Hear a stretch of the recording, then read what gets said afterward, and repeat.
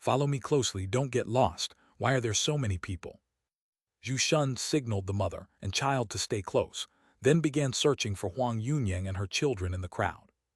Taking the opportunity to look for his wife and children, he briefly observed the guests gathered on the first floor and quickly realized something. All are earth-digging realm cultivation, and they all have a murderous aura. They should all be members of the hunting team, but they seem to be from the low-level hunting team. That means the second floor should be. Mr. Zhu, are you looking for your wife and children? I have escorted them to the top-level political hall. You should hurry up too. It's almost time for the banquet to start. An officer from the camp supply department responsible for the cold yuan banquet noticed Zhu Shun and quickly indicated for the three to ascend the stairs in the middle. Thank you, Mei Niang Tangxi, follow me up. Zhu Shun led the two to the middle staircase, ascending quickly to the top amid the envious eyes of the surrounding crowd.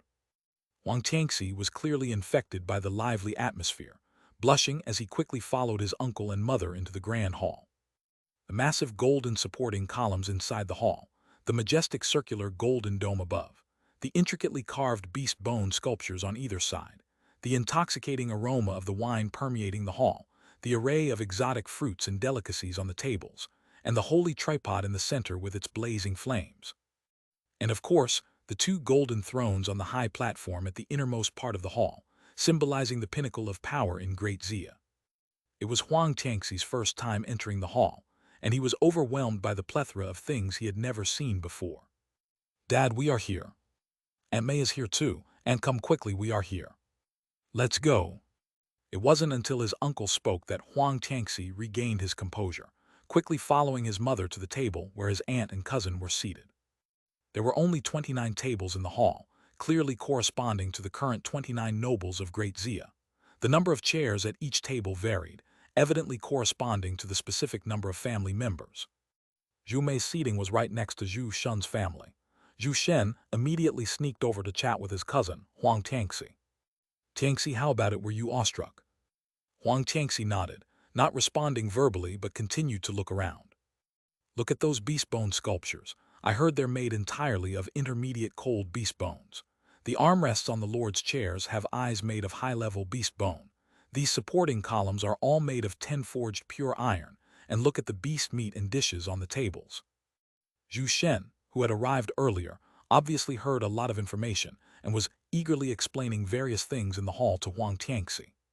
Huang Tangxi's gaze, however, had long flown to the few tables at the front of the hall.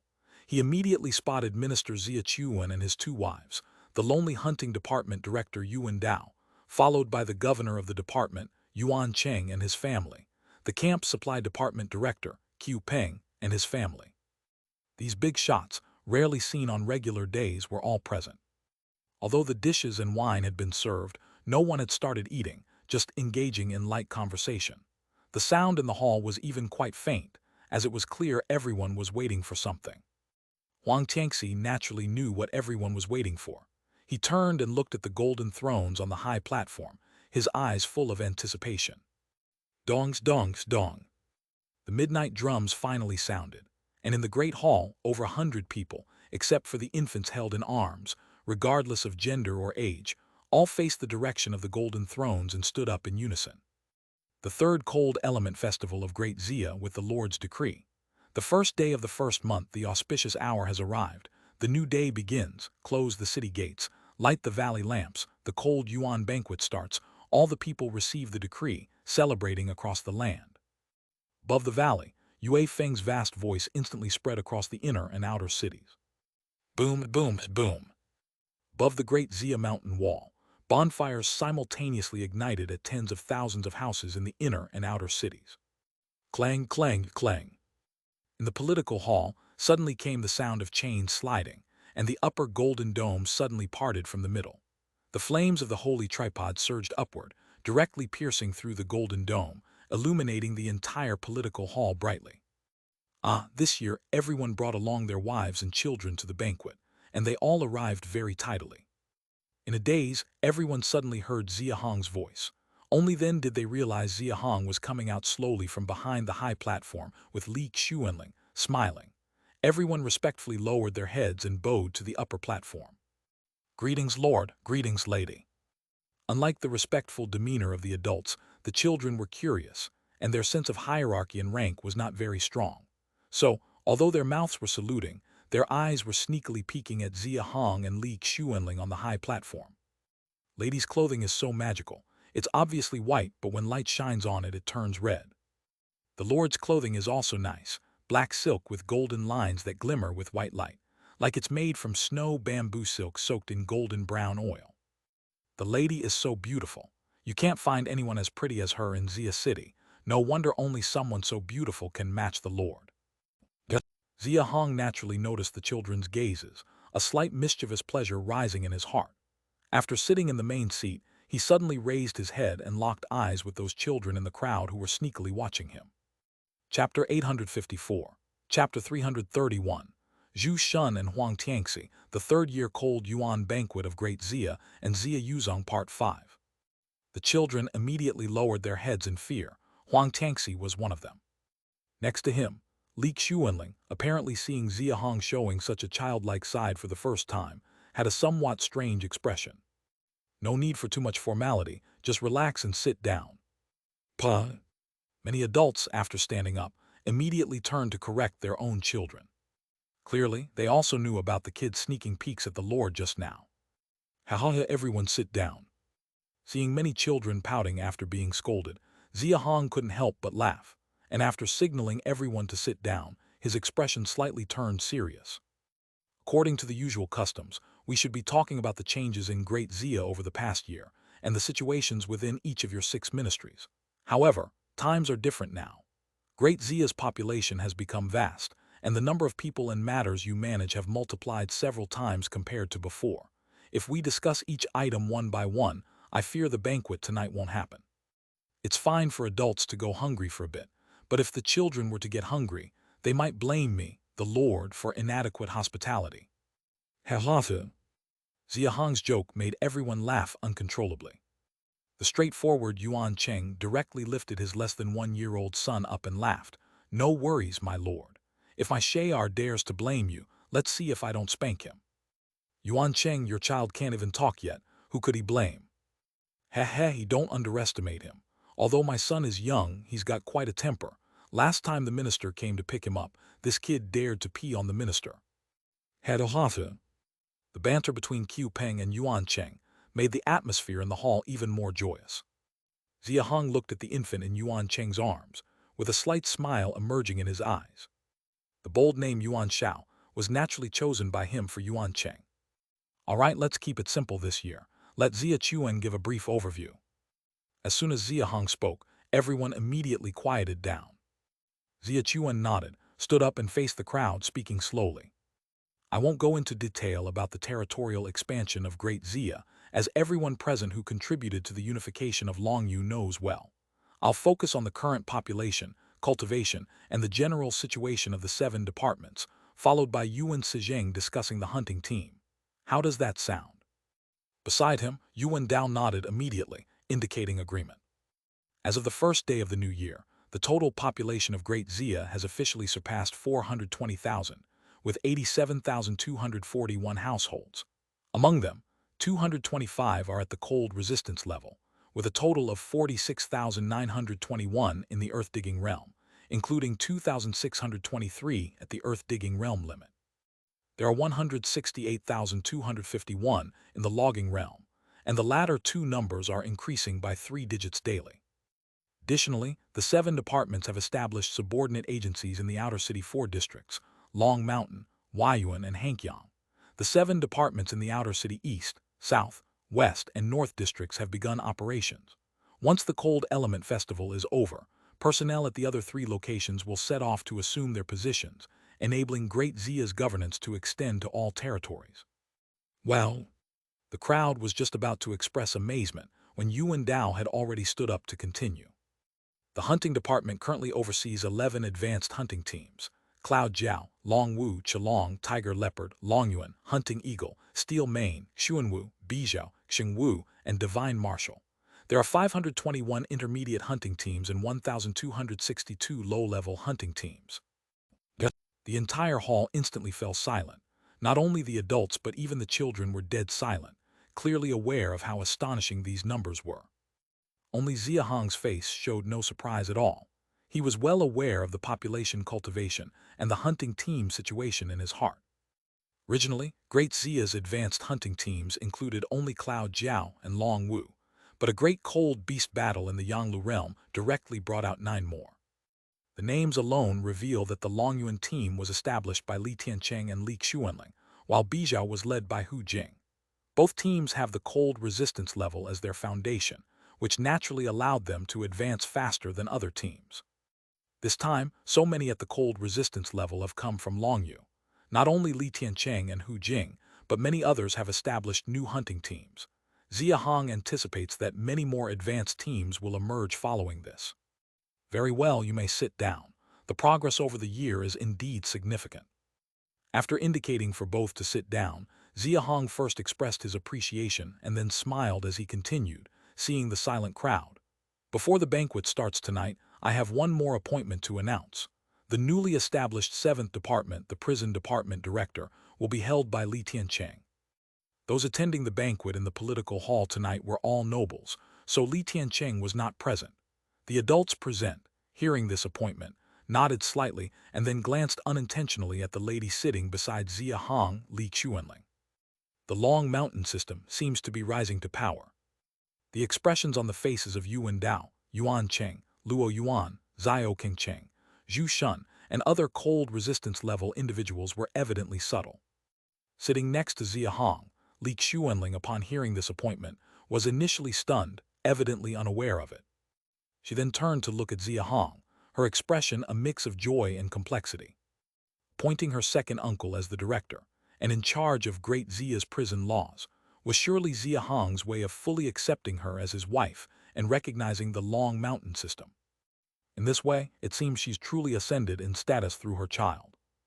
All right, Li Tiancheng's appointment will be formally notified by Xia Chuan after the banquet. Let's start the banquet and dig in, everyone. At the beginning of this new year, may the cold yuan bring well-being. Chapter 855. Chapter 331. Zhu Shun and Huang Tangxi, Cold Yuan Banquet of Great Xia Year 3, Xia Yuzong 6. Xia Hong suddenly let out a hearty laugh and raised his glass to everyone. Everyone, regardless of age or gender, quickly raised their own glasses. Of course, only a few drank alcohol, most had fruit syrup in their cups. They stood up simultaneously, raising their glasses high towards Xia Hong, and shouted in unison, "Leader forever, lady forever, Great Xia forever." The sound from the political hall instantly carried down to the 2 floors below.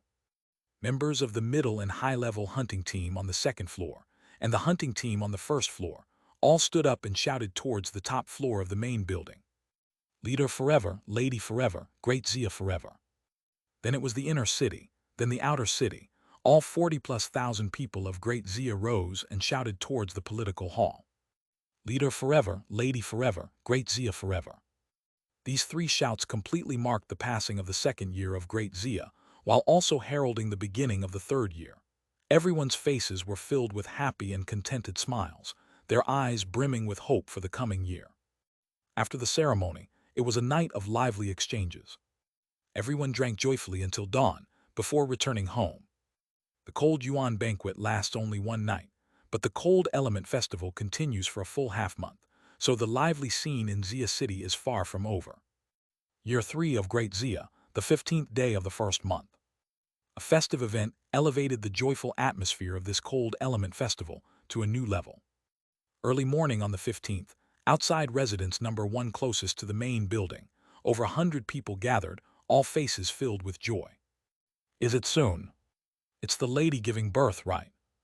The lady is Zhao Ning. How timely, giving birth on the last day of the Cold Element Festival, truly significant. My daughter was born last year. I wish she could be betrothed to the minister's eldest son. My daughter is only 3 this year. It's quite suitable too." "Oh, no way. You want a girl betrothed to a younger boy. Why are you all joining in the fun? My wife is due in July this year, might also be a girl, more suitable for mine." "Ha, you all have such wonderful imaginations." It turns out, Xia Chuan's wife Zhao Ning is due today. Oh, they teased each other. They deliberately lowered their voices, fearing they might disturb the woman in labor inside. The minister's father-in-law didn't come. He went in long ago, rushed in first. More than just the father-in-law, the lord and lady also came. They're all waiting to see the young lord's face first. The lord came too. Yes, yes, for he's the big uncle after all. It's all decided. The young lord's name will be Yuzong. After all, it was the first birth, so everyone unanimously assumed Xiao Ning carried a boy, clearly hoping for a festive occasion. Why? Over 100 people, all at cold resistance level, naturally heard everything clearly in the residence. The instant the baby's cry was heard, everyone closed their mouths, turning towards the inside with joyful faces. Ha ha ha, great, Xia Yuzong. Our Xia family officially has a continuation from today, ha ha ha. Hearing Xia Hong's hearty laughter inside, everyone burst into laughter. Clearly, their festive wishes were right. Xiao Ning gave birth to a boy. The minister's eldest son, Xia Yuzong, has arrived. Inside the residence, Xia Hong just received the child from Father Xia Chuan, his face full of smiles. Especially upon seeing the clear vertical holy pattern on the child's forehead, his eyes were filled with excitement. Everyone at Great Xia Camp who has lived within the holy tripod's radiation area for a period will automatically receive an invisible holy pattern bloodline, but it requires cultivation to activate, and it's not easy. Currently, Great Xia generally requires cold resistance level to activate the holy pattern bloodline. But his nephew Xia Yuzong, held in his arms, was born with it. Xia Hong, filled with joy, couldn't help but reach out and poke his nephew's small cheek with his index finger. Unexpectedly, though Xia Yuzong had yet to open his eyes, upon being poked twice, he reached out, seemingly impatient to grasp Xia Hong's finger. No. He actually clenched Xia Hong's index finger hard and started pushing away. Feeling the grip force from his finger, Xia Hong's face froze in surprise. Good boy, this strength must be over 100 pounds. Mind you, this is a newborn. Brother, how's my boy's strength? Xia Chuan noticed the look of shock on Xia Hong's face, his mouth also full of uncontrollable smiles. Clearly, having just held Xia Yuzong, he already experienced the strength. This boy is remarkably talented, destined to be a dragon of our Xia family. The unintentional words from Xia Hong were heard by the midwives and maids, including Xia Chuan, in-laws Xiao Qingcheng and Lin Lan, Xiao Ning lying on the bed inside the room, and Xiao Yu beside her, instantly revealing joyful smiles. With the personal admission of Uncle Xia Hong, the Lord, Xia Yuzong's future path secured a level road, and his potential would undoubtedly be much higher. Finally receiving the grandson from Xia Hong, Xiao Qingcheng had held him for less than 3 or 4 breaths before his wife Lin Lan snatched him away. Looking at their cherished grandson, Xiao Qingcheng's spirits couldn't help but lift slightly. This grandson of ours is destined to be extraordinary. Xia Yuzong's birth wasn't just known by those at cold resistance level, with the Lord Xia Hong announcing the pardon of 500 excellent prisoners to celebrate his birth. 40,000+ people throughout Xia City knew of his presence. The festive atmosphere of the Cold Element Festival naturally rose to a new level. The second year of Great Xia passed in such a lively and celebratory ambience. It's not only Xia Yuzong's birth. Everyone could clearly feel that after unifying Longyu, the rapidly increased population and the reorganized 7 departments predestined that the coming new year, Great Xia is bound to witness a rapid development.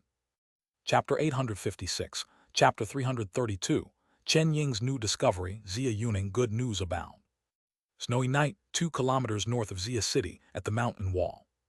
A team of about 20 people, keeping their heads down against the severe cold, continuously climbing up the slope. Commander, why did we come here instead of going on a hunting expedition? Chen Shang, holding a barrier blade and carrying a strong bow, looked at his father, Chen Ying, the leader, full of puzzlement in his eyes as he asked. Although Chen Ying was his father, he was also the captain of the Iron Eagle squad. When going out with the hunting team, he still had to be addressed as the captain. This was the rule. Let's stop for a moment. We're almost at the top of the slope. Take a rest. Chen Ying turned around, looked at the team members who were full of confusion like Chen Shang, and halted the team. Then after a moment of silence, he slowly spoke up. You all should be aware of the rodent tide event before the first year, right? Chen Shang and the brothers He Yuanfeng and He Yuanluan, who were beside him, instantly wore heavier expressions upon hearing Chen Ying's words. They were all old members of the Chen Yi camp and were personal witnesses of the rodent tide incident back then, so naturally, they remembered. I have read the Great Xia calendar, and it mentioned that before the first year of Great Xia, a rodent tide of several hundred heads appeared on the north slope of the mountain wall. At that time, our camp was very weak and hard to deal with it. It was the Lord who discovered that the Tangjiao poison sac could restrain the rodent swarm, and then led everyone to create a batch of 5 stone bows. Eventually, everyone in the camp joined forces to drive away the rodents. I have also read the records in the Great Xia calendar. It was rumored that during that event, Great Xia discovered the people of the Mirror Immortal camp, and at that time, they merged with a small camp of only a few hundred people, seemingly called Chen Yi. The Great Xia calendar, managed by Yue Feng, basically records every major event from the Earth Mound period to the present. The rodent tide on the north slope of the mountain wall was a threat to the survival of Great Xia at the time, so it was recorded clearly. To make the people of Great Xia remember the hard times of the past and also to deepen Xia Hong, the Lord's image in people's hearts, Xia Chuan required everyone in Great Xia to study this book, the calendar, thoroughly. Therefore, the incident of the rodent tide was known not only by Chen Shang and the 2 He brothers, who were 3 personal witnesses, but almost all members of the Iron Eagle squad were aware too. However, when a member mentioned the Chen Yi camp recorded in the calendar, his words suddenly paused, and he looked up at Captain Chen Ying. The reactions of the others were similar. Upon hearing the words Chen Yi, they all looked up at Chen Ying and instantly understood in their hearts. The Iron Eagle squad was now an intermediate squad, and these people had been with Chen Ying for nearly 2 years, so they naturally knew something of Chen Ying's past. Chen Ying was the former leader of the Chen Yi camp, which means he was a personal witness of the rodent tide incident. After that incident, he brought several hundred people from the Chen Yi camp and smoothly integrated them into Great Xia. Is the captain suggesting that the reason there was a rodent tide here that year is because of the existence of a silver mine? But in the past 6 months, at least 6 advanced hunting teams, including the Cloud Jiao and Long Wu, have come to investigate this place but found nothing. There's no point in us coming here either, right? Chen Shang had already perceived his father's intention in bringing up this old matter again. It wasn't really a secret that Chen Ying had been thinking about the north slope of the mountain wall for the past 2 years, especially after the Cold Element Festival at the beginning of the year, when Qiu Peng announced that anyone who directly discovers a silver mine can record 300 military achievements in the camp's supply department, and those providing clues about the silver mine could also record 30 military achievements. Since then, his father, Chen Ying, had been obsessed and would always come to the north slope to search whenever he had free time. Chen Shang sighed slightly, as he could actually understand why his father was so persistent. Ultimately, it was for nobility. Last year in Longyu, his father made quite notable achievements, besides accumulating 120 military achievements in the Hive Guard battle. He also, with Bai Wuting, Lin Fan, and Lu He, used small fire torches to successfully lure out a beast tide at the beehive, destroying the 2,300-plus Longyu army personally led by Li Xuanling, the wife of the then Long Mountain leader. If all the achievements of annihilating the 2,300-plus Longyu troops were counted on Chen Ying and the other 3, it would have been enough for all 4 to be ennobled simultaneously. However, such a great achievement couldn't just be attributed to the 4 of them. Although their direct efforts were critical, without Xia Chuan leading people to defend the beehive to the death, without Xia Hong leading the army to break through Long Mountain and sever one arm of Li Tiancheng, without Yuan Dao bringing the news in time to disrupt the Longyu army's morale, the ambush by the 4 would have been impossible to discuss. This achievement was ultimately shared among all participants, with the 4 who made direct contributions receiving the main credit, each getting 200 points. Thus, his father's cumulative military achievements were 320 points, just 180 points shy of being ennobled. Points may not seem like much, but currently, the channels to gain military achievements in Great Xia are just too few. Since last year when Longyu was annexed into the territory, the camp had been almost devoid of warfare. Even when encountering other camps, they were mostly small to medium-sized, rarely large, let alone gigantic. Moreover, with Great Xia's current scale, even if they encountered a large-scale camp, sending out an advanced hunting team would likely resolve it. So unless they encountered village-level or town-level camps, there was simply no opportunity to earn military achievements. With the difficulty of acquiring military merits so high, naturally, those who could be ennobled were pathetically few. In fact, there were quite a few like Chen Ying, who accumulated several hundred military merits during the Longyu War. From what Chen Shang knew, Lin Fan had 450 military merits, Bai Wuding had 420, both higher than his father's and very close to being ennobled. Chapter 857, Chapter 332, Chen Ying's New Discovery, Xia Yuning and a String of Good News, Part 2. However, today is already July 25th.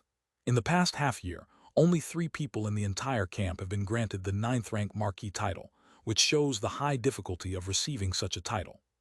The newly titled 3, if Chen Shang remembers correctly, are Li Tiancheng, Hu Jing, and Zhou Yuan.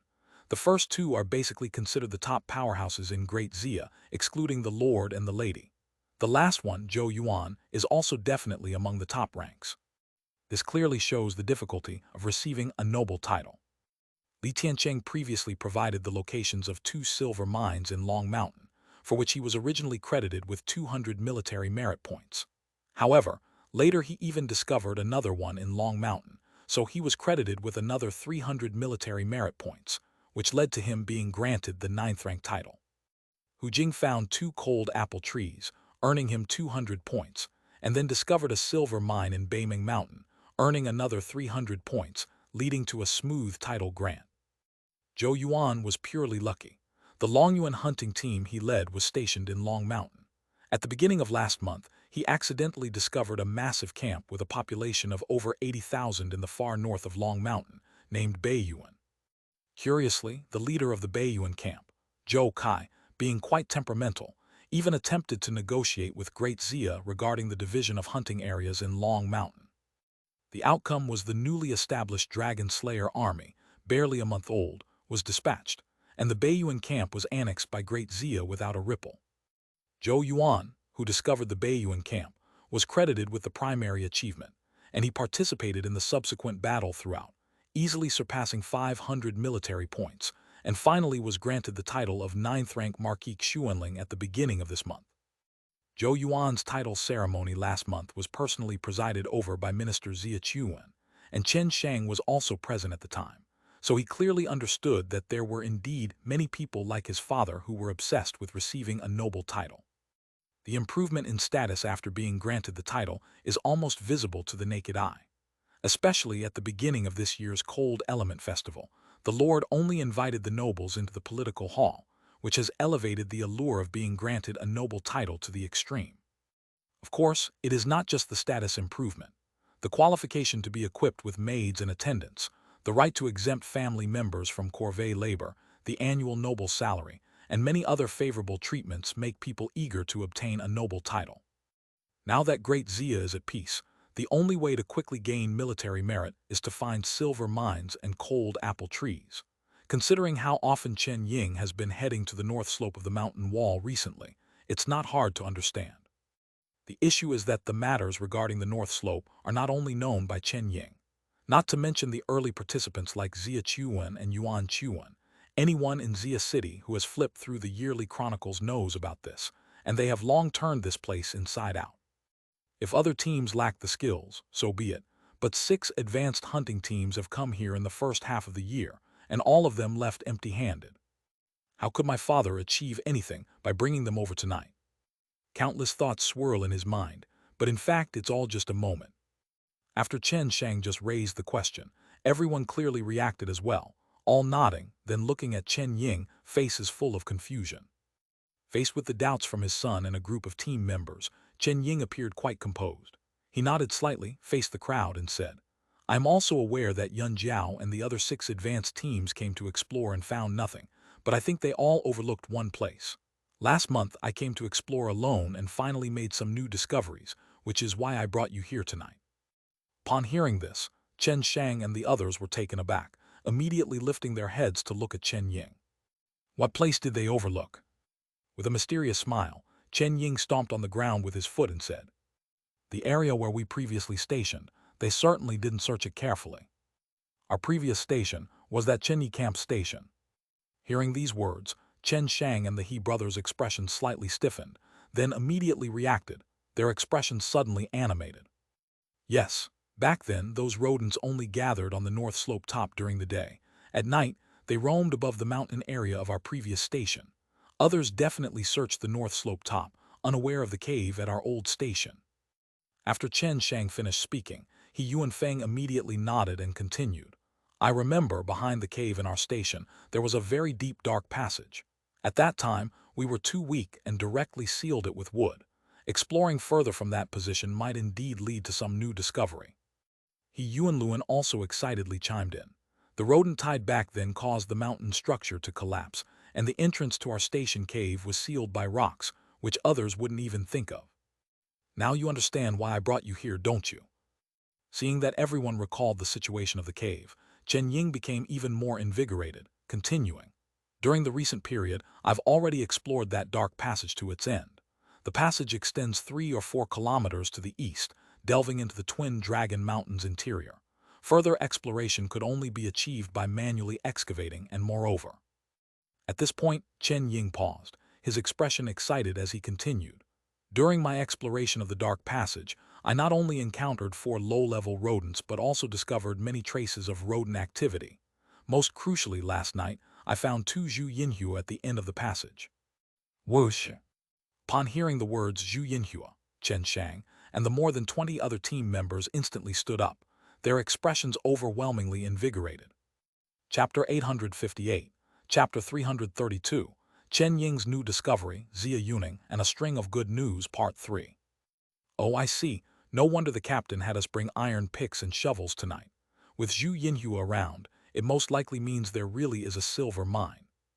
That's great, it's a silver mine. Even if we report it now, it could earn us 30 military merit points. That's foolish, why report it now? We need to explore further. If it's confirmed as a silver mine, it would mean 300 military merit points. The captain is only 180 points away from being ennobled. If it really is a silver mine, that would be fantastic. Not only can the captain become ennobled, but we can also earn a substantial amount of contribution value. Then let's go, why are we standing around? Let's hurry. Chen Ying's revelation immediately swept away the doubts on everyone's faces, and they all became eager and motivated. Their gazes towards Chen Ying were also filled with gratitude. Although mountain excavation is tiring, Chen Ying has a cold resistance level of cultivation. As long as he is willing to spend more time, even if he only brings his own son, he will eventually break through the mountain. Once the silver mine is truly discovered, he can claim all the credit. However, not only did Chen Ying share the information, but he also brought them along to join in. It was clear he intended to share some of the credit with them, naturally filling their hearts with gratitude towards him. All right, enough said. I'll lead you through the mountain. For the time being, we'll focus on excavating and exploring further. As long as we don't run into advanced rodents, there shouldn't be any danger. If we really find a new silver mine, I won't keep all the credit. I only need 180 military merit points. The rest will be shared with you. Distributing military merit points too. Upon hearing Chen Ying's promise, everyone's eyes lit up. Military merit and contribution values are 2 separate rewards, both granted for discovering a silver mine. Previously, they only thought of sharing contribution values, but they never expected Chen Ying would even share military merit. This made everyone even more excited. Chen Ying wants to become ennobled, and of course, so do they. Even Chen Shang couldn't help but feel excited at this moment. Just as He Yunluan had said earlier, back then, the rodent tide caused the mountain to collapse, and the entrance to the camp was blocked by rocks. Chen Ying recently cleared a path down from the top of the mountain, and was now leading everyone effortlessly through the passage to explore and excavate within the mountain. Great Xia, Year 3, 5th day of the 8th month.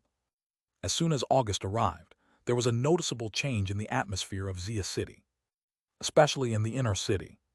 Today's inner city main building has already become the area dedicated to handling official business for the 7 departments of Great Xia.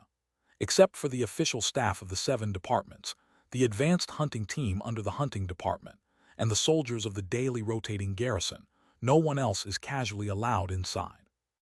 Lately, anyone returning from outside would inevitably glance towards the star-picking hall before entering the main building to inquire about the news.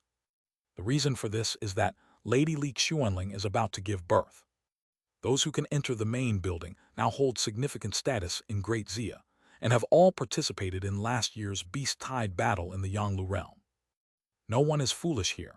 At that time, Li Tiancheng had already mentioned that Li Xuanling's fetus was 2 months old, so calculating the days, the delivery should be in this August. Some had already leaked the news, and now everyone in Xia City knew that Lord Xia Hong's child would be born this month.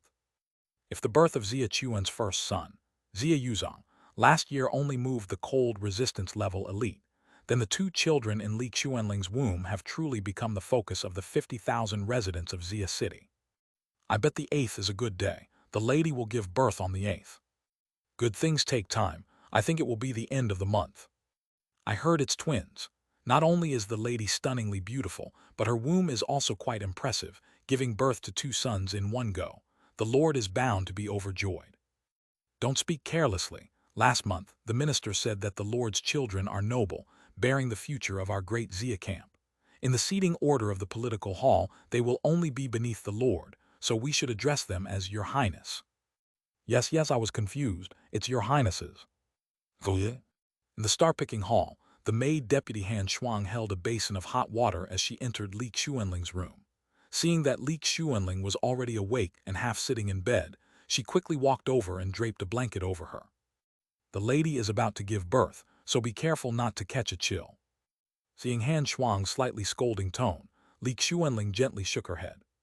Despite being in the late stage of cold resistance, close to breaking through to the peak, even while pregnant, she is by no means fragile. Moreover, with the cold ruins tripod always in her room, no wind could possibly make her catch a chill. However, after living with Han Shuang day and night for the past 6 months, Li Xuanling had come to understand her temperament. If she were to argue now, Han Shuang would immediately become anxious, fearing she did something wrong. So Li Xuanling changed the subject and asked, "Has Lord returned from seclusion yet?" As Han Shuang used a warm towel to clean Li Xuanling's hands, she softly replied, "From what sister says, since returning from Beiyuan last month, the Lord has not left the star-picking platform. Sister delivers food every 3 days, and it's been 12 times now." Upon hearing this, Li Xuanling lightly furrowed her brows, clearly displeased. Noticing her expression, Han Shuang immediately understood, recalling something. She hurried to the window, retrieving a blood-red jade piece placed there, and softly said, "The Lord has been thinking of the lady. Last month, when he returned from Beiyuan, he specially brought this blood agate jade for you." Chapter 859, Chapter 332, Chen Ying's New Discovery, Xia Yuning, Good News Abounds /4. This blood agate jade is a unique treasure of Beiyuan, nourished by a large amount of beast blood. Even those at the cold resistance level can use it to restore their vitality, and for ordinary people, it enhances the skin membrane's tolerance. I heard that in the camp supply department, 1 tael costs 500 contribution points, and Madam's piece weighs over 4 pounds. It's truly an extraordinary treasure, showing the Lord's favor towards the Madam. Upon hearing Han Shuang's eager defense of Xia Hong, Li Xuanling looked up at her, her expression suddenly turning a bit peculiar, quickly forgetting her displeasure. She realized that not only Han Shuang, but also those responsible for serving her, Nang Ying, Qiu Ru, Ming Yue, Hua Ling, including Han Yue, all the maids were almost fanatically obsessed with Xia Hong, the Lord. They not only defended his image everywhere publicly, but also would not allow anyone to defame him privately. As long as she showed any disapproval towards Xia Hong, Han Shuang and the others would immediately speak for Xia Hong, partly to maintain his image, and apparently also fearing disharmony between the two. "Han Shuang, I remember you and your sister Han Yue both came from Hankyang to Great Xia, not too long ago, right?" Han Shuang first nodded and then remembered something, her face full of reverence, saying, "Back then, when Hankyang was in trouble, if not for the Lord's rescue, my sister and I would not be alive, nor could we live the life we have now." Li Xuanling's expression paused, and she immediately recalled the events of Hankyang Gourd Valley, instantly understanding why the 2 sisters were so loyal to Xia Hong. She suddenly felt a bit of mischievousness and quietly asked Han Shuang, "Your basic strength is over 20,000 pounds now, meaning you could live a normal life. Are you really willing to stay at the star-picking hall serving me?" Sure enough, upon hearing her question, Han Shuang's complexion immediately turned pale, her eyes reddened, and she knelt down with a thump. "Madam, did Han Shuang do something wrong? Please, madam, don't send me away. I willingly choose to stay by your side forever. Han Shuang is truly willing, please, madam." No, what are you so nervous about? I was just teasing you." Li Xuanling, of course, didn't let her kneel. She reached out to help her, soothing her gently upon seeing her tense, fearful demeanor, feeling a bit guilty. It's understandable, not to mention Hankyang Camp, but compared to life in Long Mountain, life in Great Xia is undoubtedly superior. Moreover, Han Shuang could live in the star-picking hall. Not to mention anything else, living with Xia Hong means what Han Shuang wears, eats, and uses is beyond imagination for most people in Great Xia. Her status is also special. Having served Xia Hong long-term, she can even speak with Xia Chuan from time to time. Just this privilege alone is unimaginable for many in Great Xia. Even those at the cold resistance level in the camp greet Han Shuang proactively, let alone ordinary people. To live a normal life is almost a punishment for maids like Han Yue and Han Shuang. Alright, enough of that. What's happening in the city lately? Seeing Han Shuang still looking anxious and worried she might overthink, Li Xuanling hurriedly changed the subject, asking about happenings in Xia City. Han Shuang stood up and wiped her teary cheeks, replying with a sobbing tone. The most lively event recently, of course, is the two His Highnesses in Madame's belly. Everyone in Xia City is guessing when the two His Highnesses will be born. People who come to the main building inquire about it every day, and when Nong Ying and I go to the camp supply department to get things, we're asked several times. Li Xuanling couldn't help but smile when hearing her speak with a crying tone, then continued asking, besides this matter. She knew the attention her unborn children received well. Her second uncle, Li Tiancheng, nearly inquired every few days, making her quite weary. Han Shuang thought for a moment, then her eyes brightened, saying, "Oh, there's another thing I forgot to tell Madam. Minister Xiao Yu, the second Madam of Xiao Ning's family, seems to be due this month. I heard from my sister that the Lord informed the camp supply department recently to prepare gifts, presumably for the young master. Xiao Yu is due to give birth." Li Xuanling immediately recalled Xiao Yu, the slightly younger second wife of Xiao Ning she met in early Xia City last year. Also this month. Li Xuanling pondered for a moment, then glanced at the blood agate jade on the table, gently breaking off a small piece, handing it to Han Shuang, saying, "You take this piece of blood agate jade to the craftsman department later, have them carve it into 2 jade rings for me. When Madame Xiao gives birth, send them over together as a gift from me, the aunt, to the 2 young masters." Han Shuang obeys. Han Shuang took the blood agate jade, smiling. "My sister and I guessed today whether the 2 His Highnesses will be older or younger siblings. Would Madame like them to be born later or earlier?" Li Xuanling smiled upon hearing this, gently stroking her belly with a maternal glow, saying, "Certainly, being younger is better. I hope Yu gives birth before me so the 2 children can have an older brother or sister." Compared to others' cautiousness, Li Xuanling was much more casual. She thought it was the same whether the baby was a boy or a girl, so she directly mentioned having a brother or sister. Han Shuang naturally didn't correct anything, smiling. Then Han Shuang also hopes the 2 His Highnesses will be born a few days later. Madam will surely have her wish come true.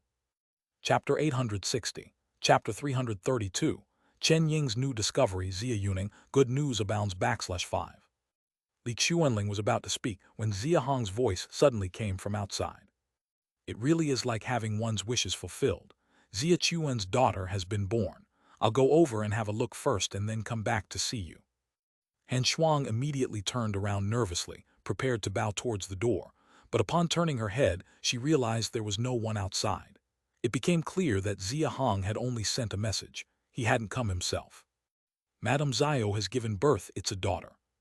Li Xuanling nodded her head, her attention focused on Xia Hong's last words. Her expression clearly softened, and then she thought of something and quickly instructed Han Shuang. "Since it's a young lady, have the craftsman department craft a jade ring and a jade bracelet for me. Since it's confirmed that Xiao Yu's child is a daughter, it's more appropriate for the gift to be a bracelet. The term prince doesn't exclusively refer to males. More often it denotes someone of noble inheritance. Li Xuanling once held the title of Little Prince in Long Mountain." "Understood, madam." "A daughter. I remember Xia Hong has already given this little niece a name, right?"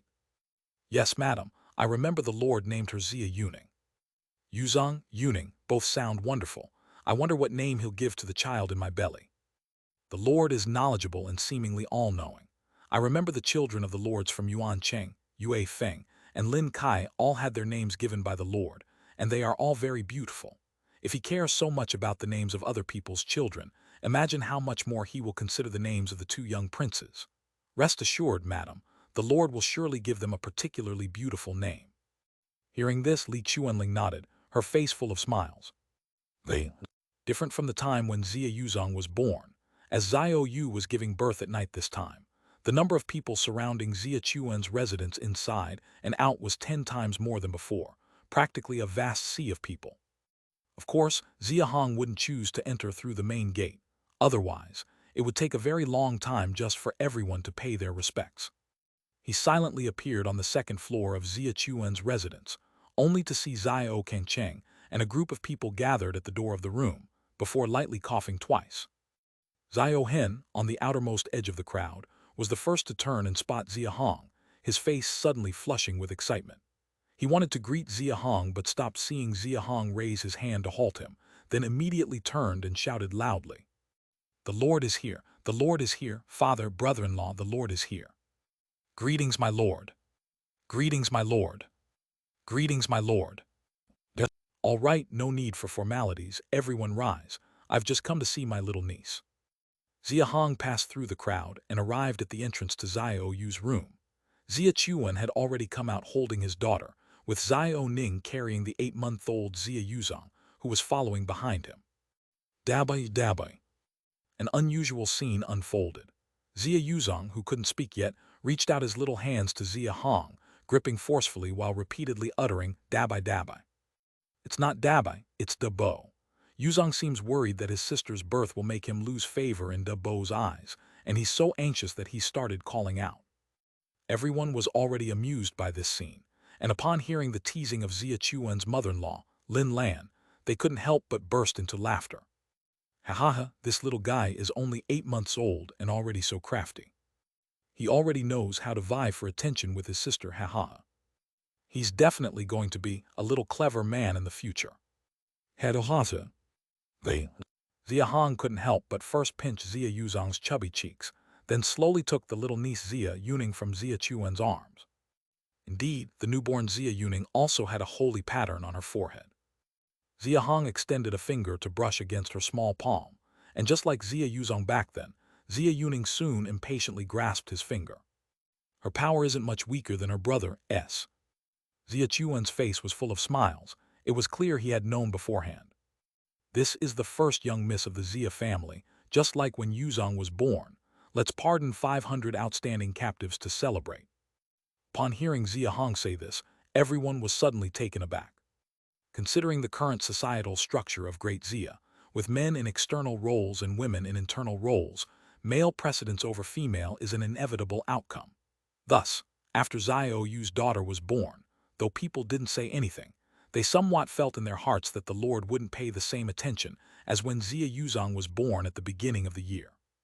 But Xia Hong's decision to pardon 500 captives once again shattered their preconceived notions. Don't be so surprised. Don't think women are useless.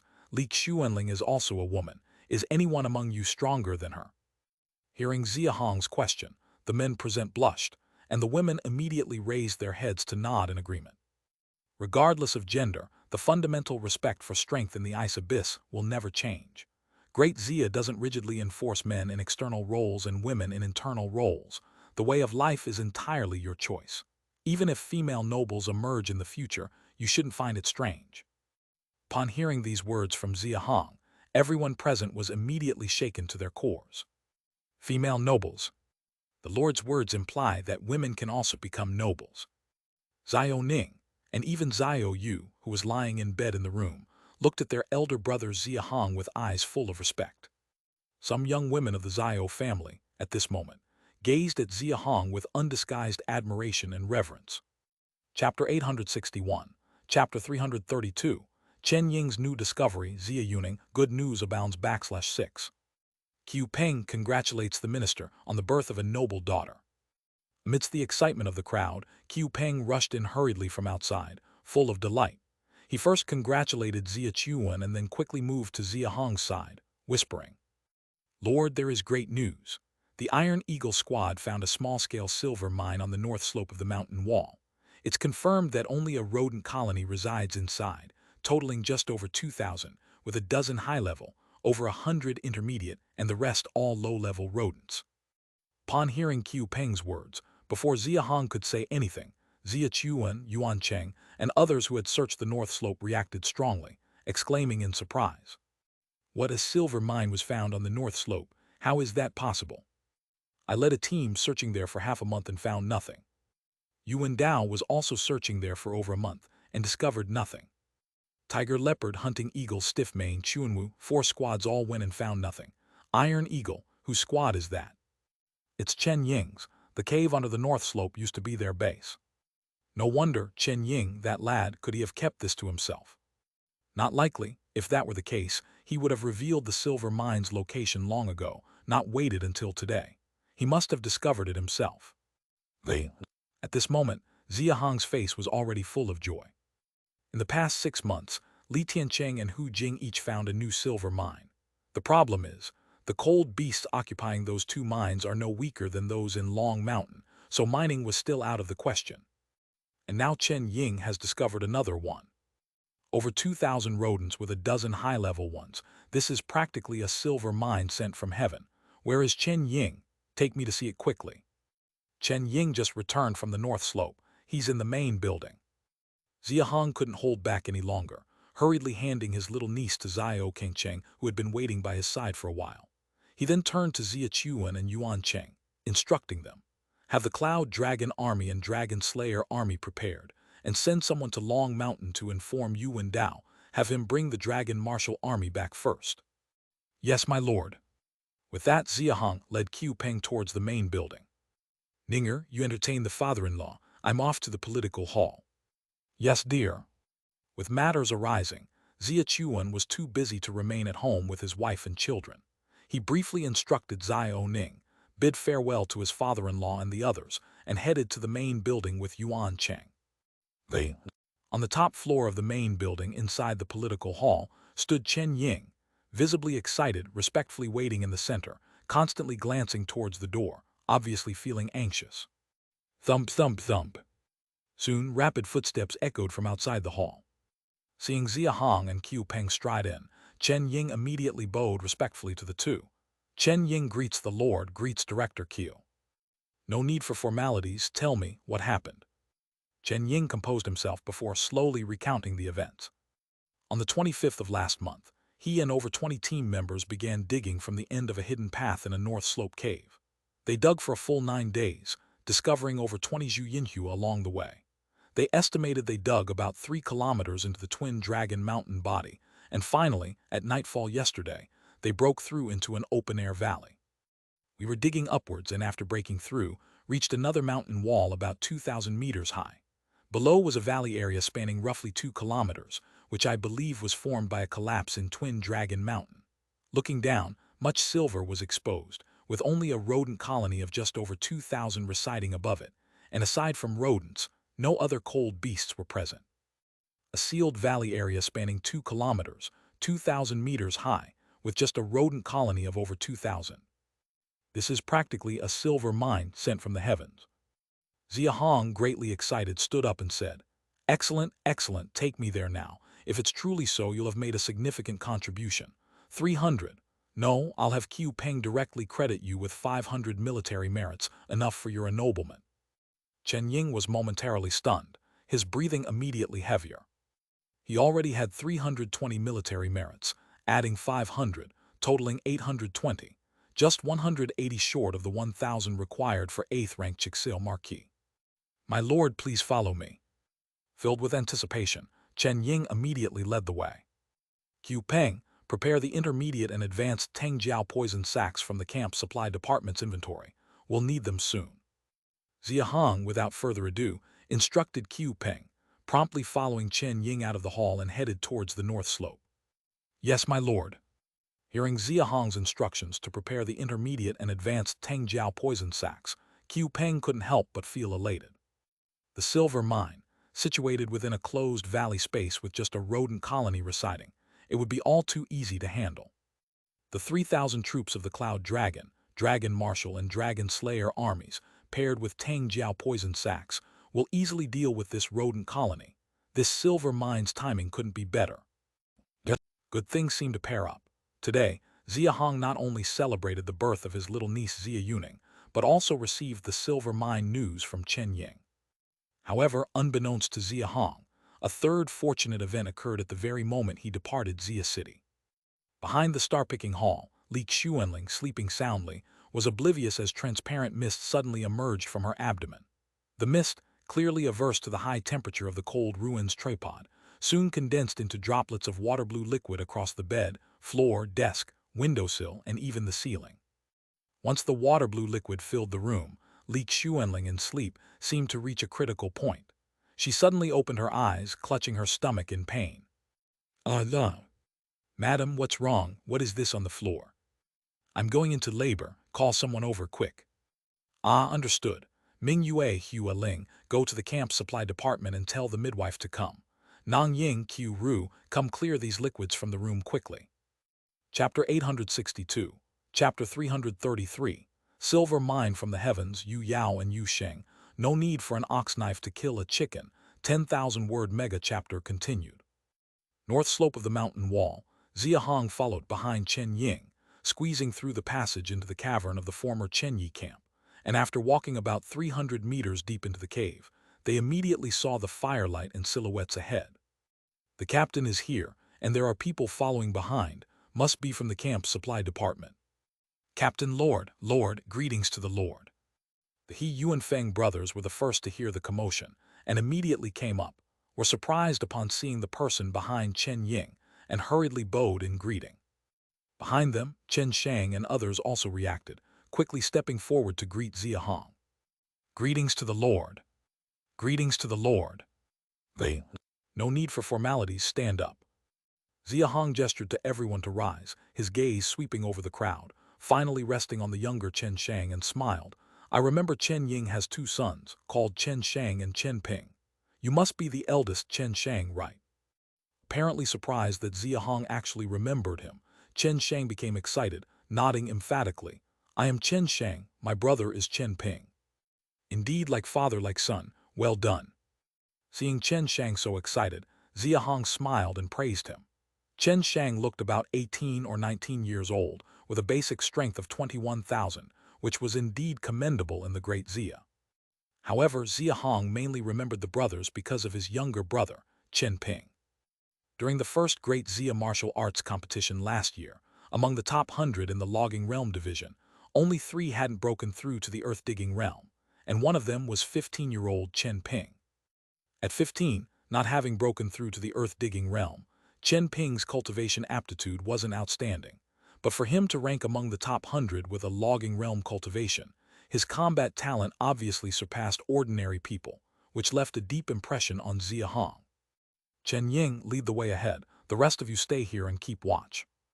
At this moment, Xia Hong was eager to see the silver mine and had little interest in talking further. He directly called Chen Ying from behind, indicating him to continue leading the way. "Lord, please follow me."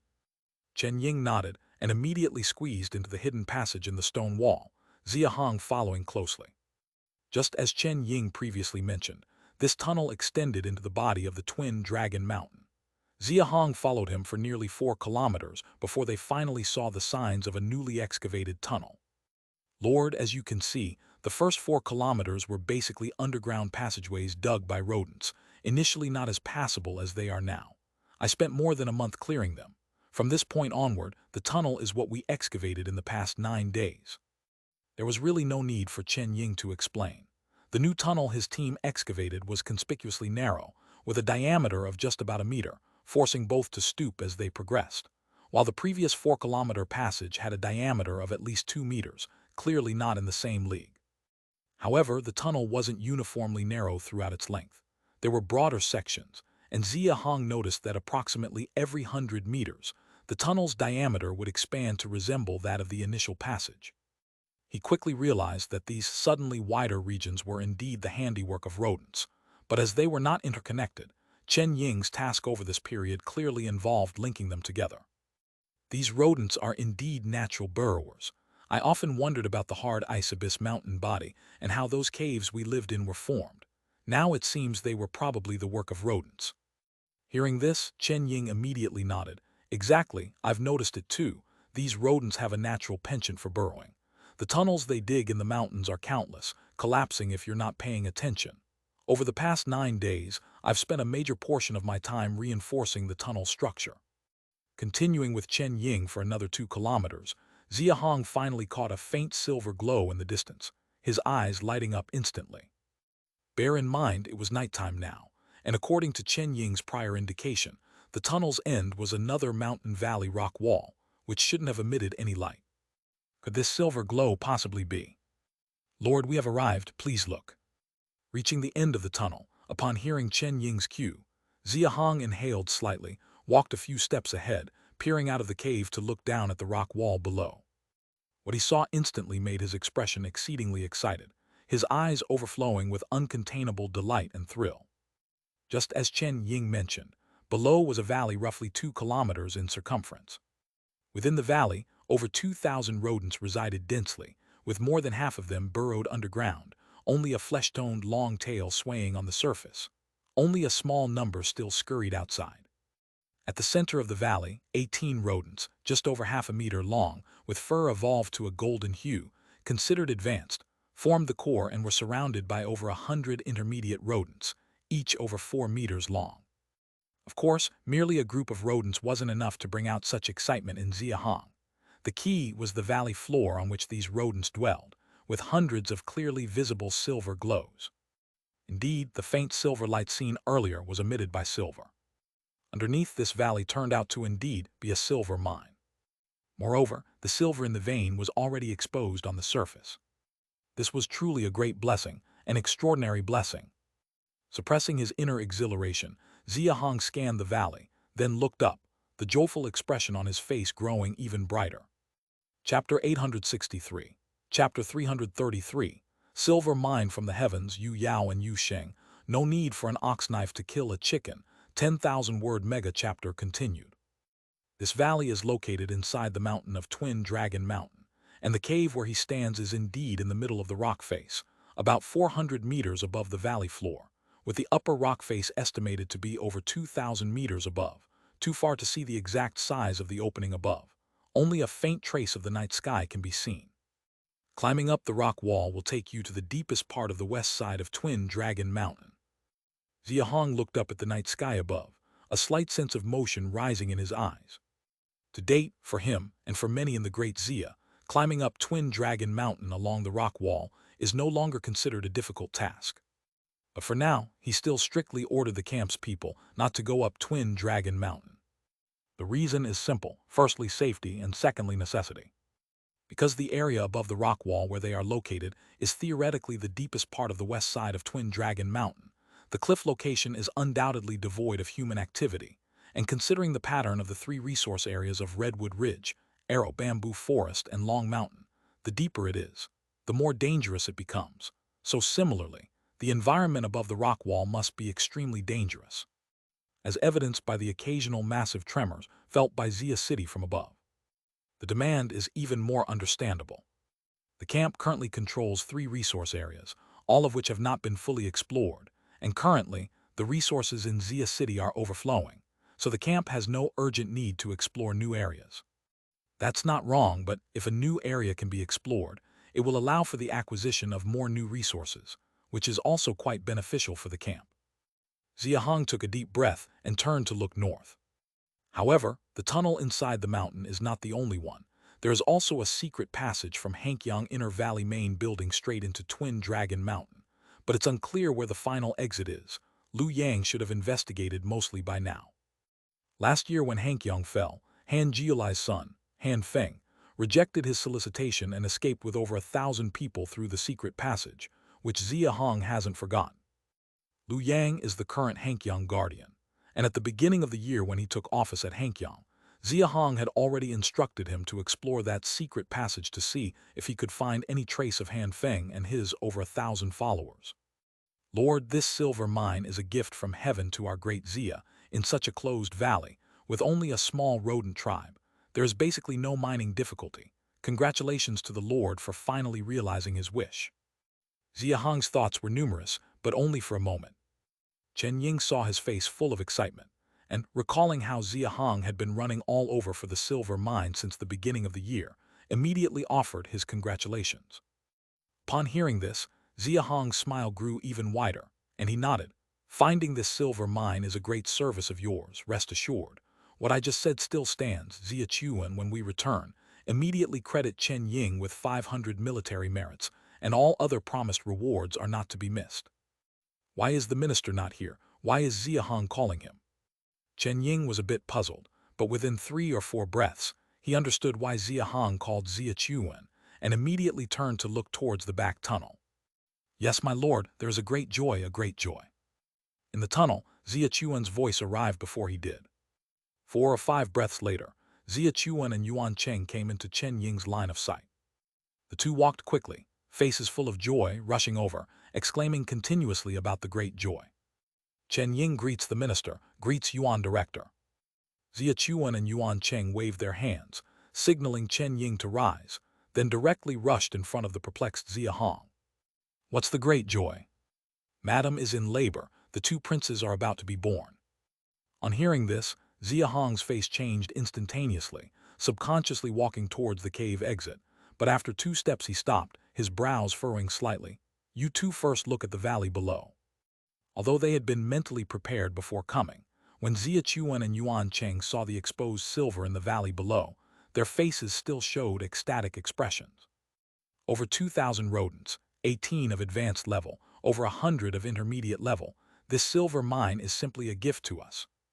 The valley space is completely enclosed.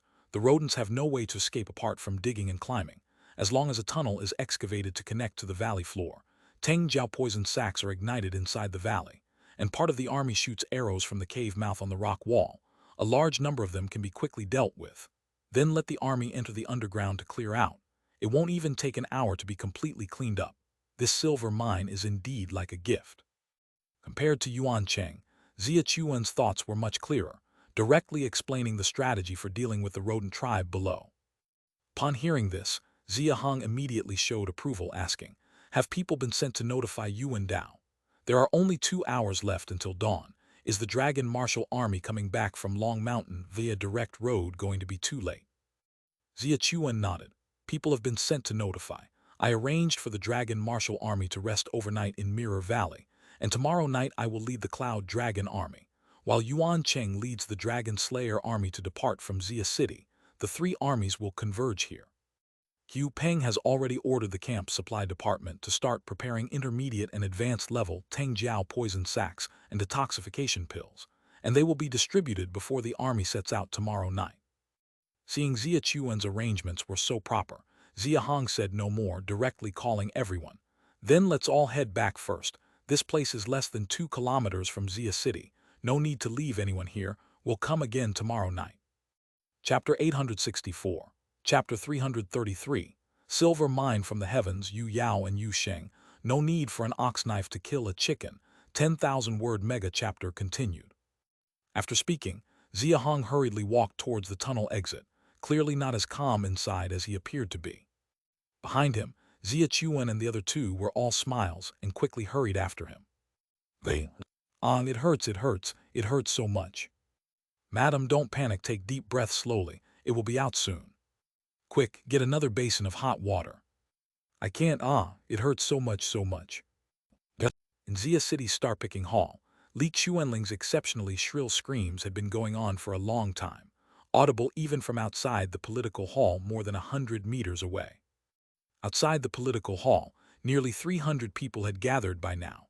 Almost everyone at the cold resistance level in the camp was there. Everyone looked up at the star-picking hall, faces filled with worry and anticipation. How could it be taking so long? It's been half an hour. It's obviously not normal. Didn't you feel that the temperature over at the star-picking hall is much lower than usual? I felt it. I just heard from a maid over there that the entire star-picking hall is filled with transparent mist.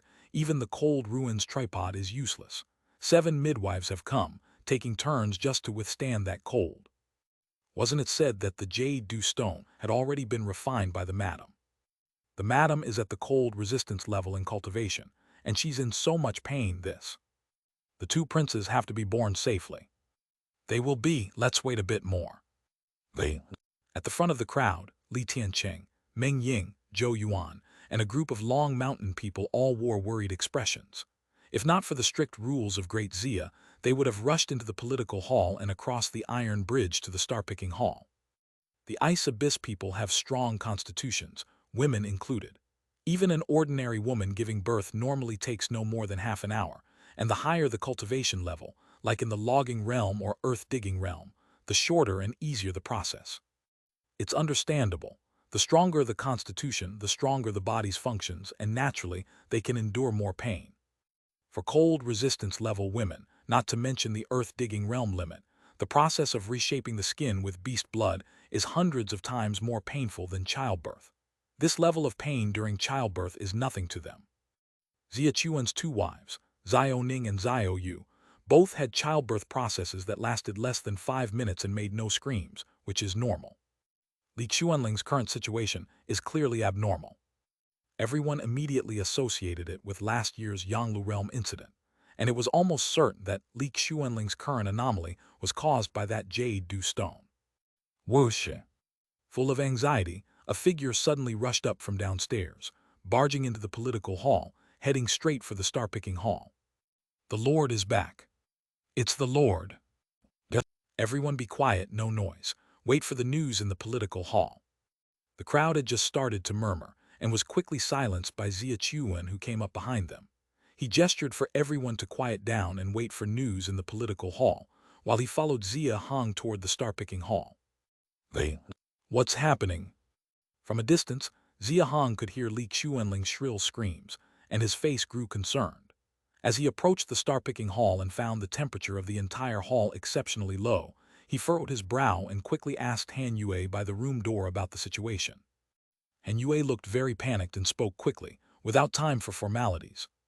Report to the Lord. Half an hour ago, the temperature in star-picking hall fluctuated, and everywhere in Madam's room, the bedside, floor, table, windowsill, condensed with this water-blue liquid. We heard Madam's screams and immediately went to inform the midwives. After the room temperature completely dropped, Madam's condition somewhat stabilized. The midwives only have earth-digging realm cultivation.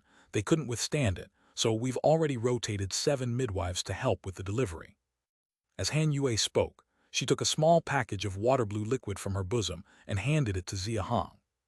Is this cold apple jade dew? Just then Xia Chuan came from the political hall, and upon seeing what Han Yue handed to Xia Hong, his expression froze for a moment, then he reacted, and his body trembled. He asked Han Yue, "You just said that Madam's room is filled with this liquid. How much have you collected?" Although Han Yue was only at the earth-digging realm cultivation, she had long served Xia Hong and often moved around the camp's supply department. Even if she had never seen cold apple jade dew with her own eyes, she had heard about it, knowing it was an extremely precious alchemy material. Upon hearing Xia Chuan's question, she realized something, her expression momentarily dazed, then nodded and softly said, "We've collected at least 1,000 drops, and Madam's room is still continuously producing more." This. Xia Chuan's expression froze, then he turned to look at Xia Hong, both with eyes of astonishment mixed with deep concern. The Jade Du stone was certainly refined by Xuanling. She wouldn't lie. Chances are the refined Jade Du stone has some impact on the child, dystocia being one part of it. To even counter a level 4 cold ruins tripod, the impact is too large. Xia Hong forced himself to stay calm, then handed the cold apple Jade Du to Xia Chuan, starting to pace to relieve his mood, yet his frequent glances into the room revealed his inner turmoil. "Brother, rest assured, nothing will go wrong." Xia Chuan, unable to help, could only offer comforting words. The temperature is rising."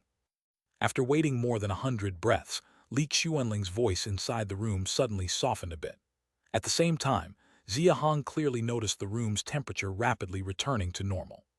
Chapter 865.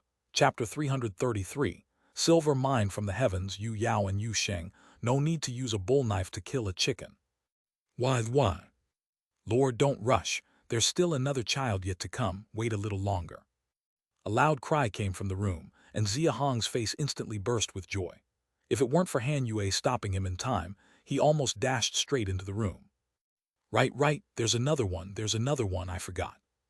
The smile that just appeared on Xia Hong's face was immediately replaced by anxiety. No, it hurts, ah. As Li Xuanling's second round of cries began, Xia Hong noticed the temperature in the room was rising at an exaggerated rate, and his anxiety was directly transformed into deep worry. Obviously, both fetuses were affected by the Jade dew stone. Why? After the first child was born, the subsequent process went much smoother. Xia Hong waited less than a few minutes before hearing the second baby's cry. This time, Han Yue finally did not stop him and allowed him to go in directly. Congratulations, Lord. Madame gave birth to a pair of dragon phoenix twins. The eldest is the sister, the second is the brother. Congratulations, Lord. Dragon phoenix twins are rare in the entire Xia city. What? Xia Hong rushed into the room and went straight to the bedside to check on Li Xuanling's condition. Seeing Li Xuanling's pale face, her energy and blood declined, and her body visibly thinner, Xia Hong hurriedly placed his hand on her arm. After sensing for a moment, his expression became solemn. Indeed, down to 28 bristles, her cultivation level dropped. By the end of last year, Li Xuanling's basic strength was 27 bristles, and she had reached 31 bristles in the first 8 months, just 1 bristle short of late-stage cold resistance. After the childbirth, she directly lost 3 bristles of cultivation. Xiao Ning and Xiao Yu's post-delivery state was something Xia Hong had witnessed, and theirs was clearly not as struggling as Li Xuanling's. You've worked hard. I felt it. When the 2 children came out, they were extremely eager for energy and blood, so I transferred some to them. The cultivation can be regained later, it's fine. Li Xuanling was utterly unconcerned, clearly not taking her cultivation drop seriously. She only felt a touch of warmth in her eyes when she recalled Xia Hong immediately rushing to her side upon entering the room. Lord, please look. The holy patterns on the brows of the 2 young lords seemed different from those of Yuzhang and Yu Ning. The midwife Zhao Ying, seeing the couple finish their exchange, perceptively brought the 2 children over. The midwife in Great Xia also has a special title, called Midwife Craftsman, belonging to one of the 4 workshops under the Craftsman Department, the Skill Workshop. The Skill Workshop was formerly called the Woodworking Workshop, but as the population of Great Xia grew, the number of people with special skills also increased, so it was renamed the Skill Workshop to accommodate these people, with midwife craftsmen included. Being able to come to the star-picking hall for Li Xuanling's delivery, Zhao Ying's skill was naturally beyond doubt. She was considered the most skilled midwife in the Skill Workshop, and had just delivered for Xia Chuan's 2 wives. Having witnessed the 2 young princes of the minister's family, Zhao Ying was immediately able to spot the unusual features of the 2 young lords. Hearing this, Li Xuanling immediately became nervous. Xia Hong's expression slightly changed the moment he took his pair of children from Zhao Ying. Then he lowered his head to observe the foreheads of the 2 infants. The holy patterns on the foreheads of the 2 children were not different in shape, being 3 vertical cloud patterns, but their colors were different from the blood red of Yuzhang and Yu Ning. The left daughter's holy pattern was water blue, with a translucent jade-like texture. The right son's holy pattern was golden red, with what seemed like flames burning inside. The 2 newborns were only wrapped in silk blankets, and Xia Hong could clearly feel the different tactile sensations of their skins. The daughter's small body continually emitted cold air, which would condense upon encountering high temperatures, quickly forming a thin, transparent mist on his arm. The son was just the opposite, like a little furnace.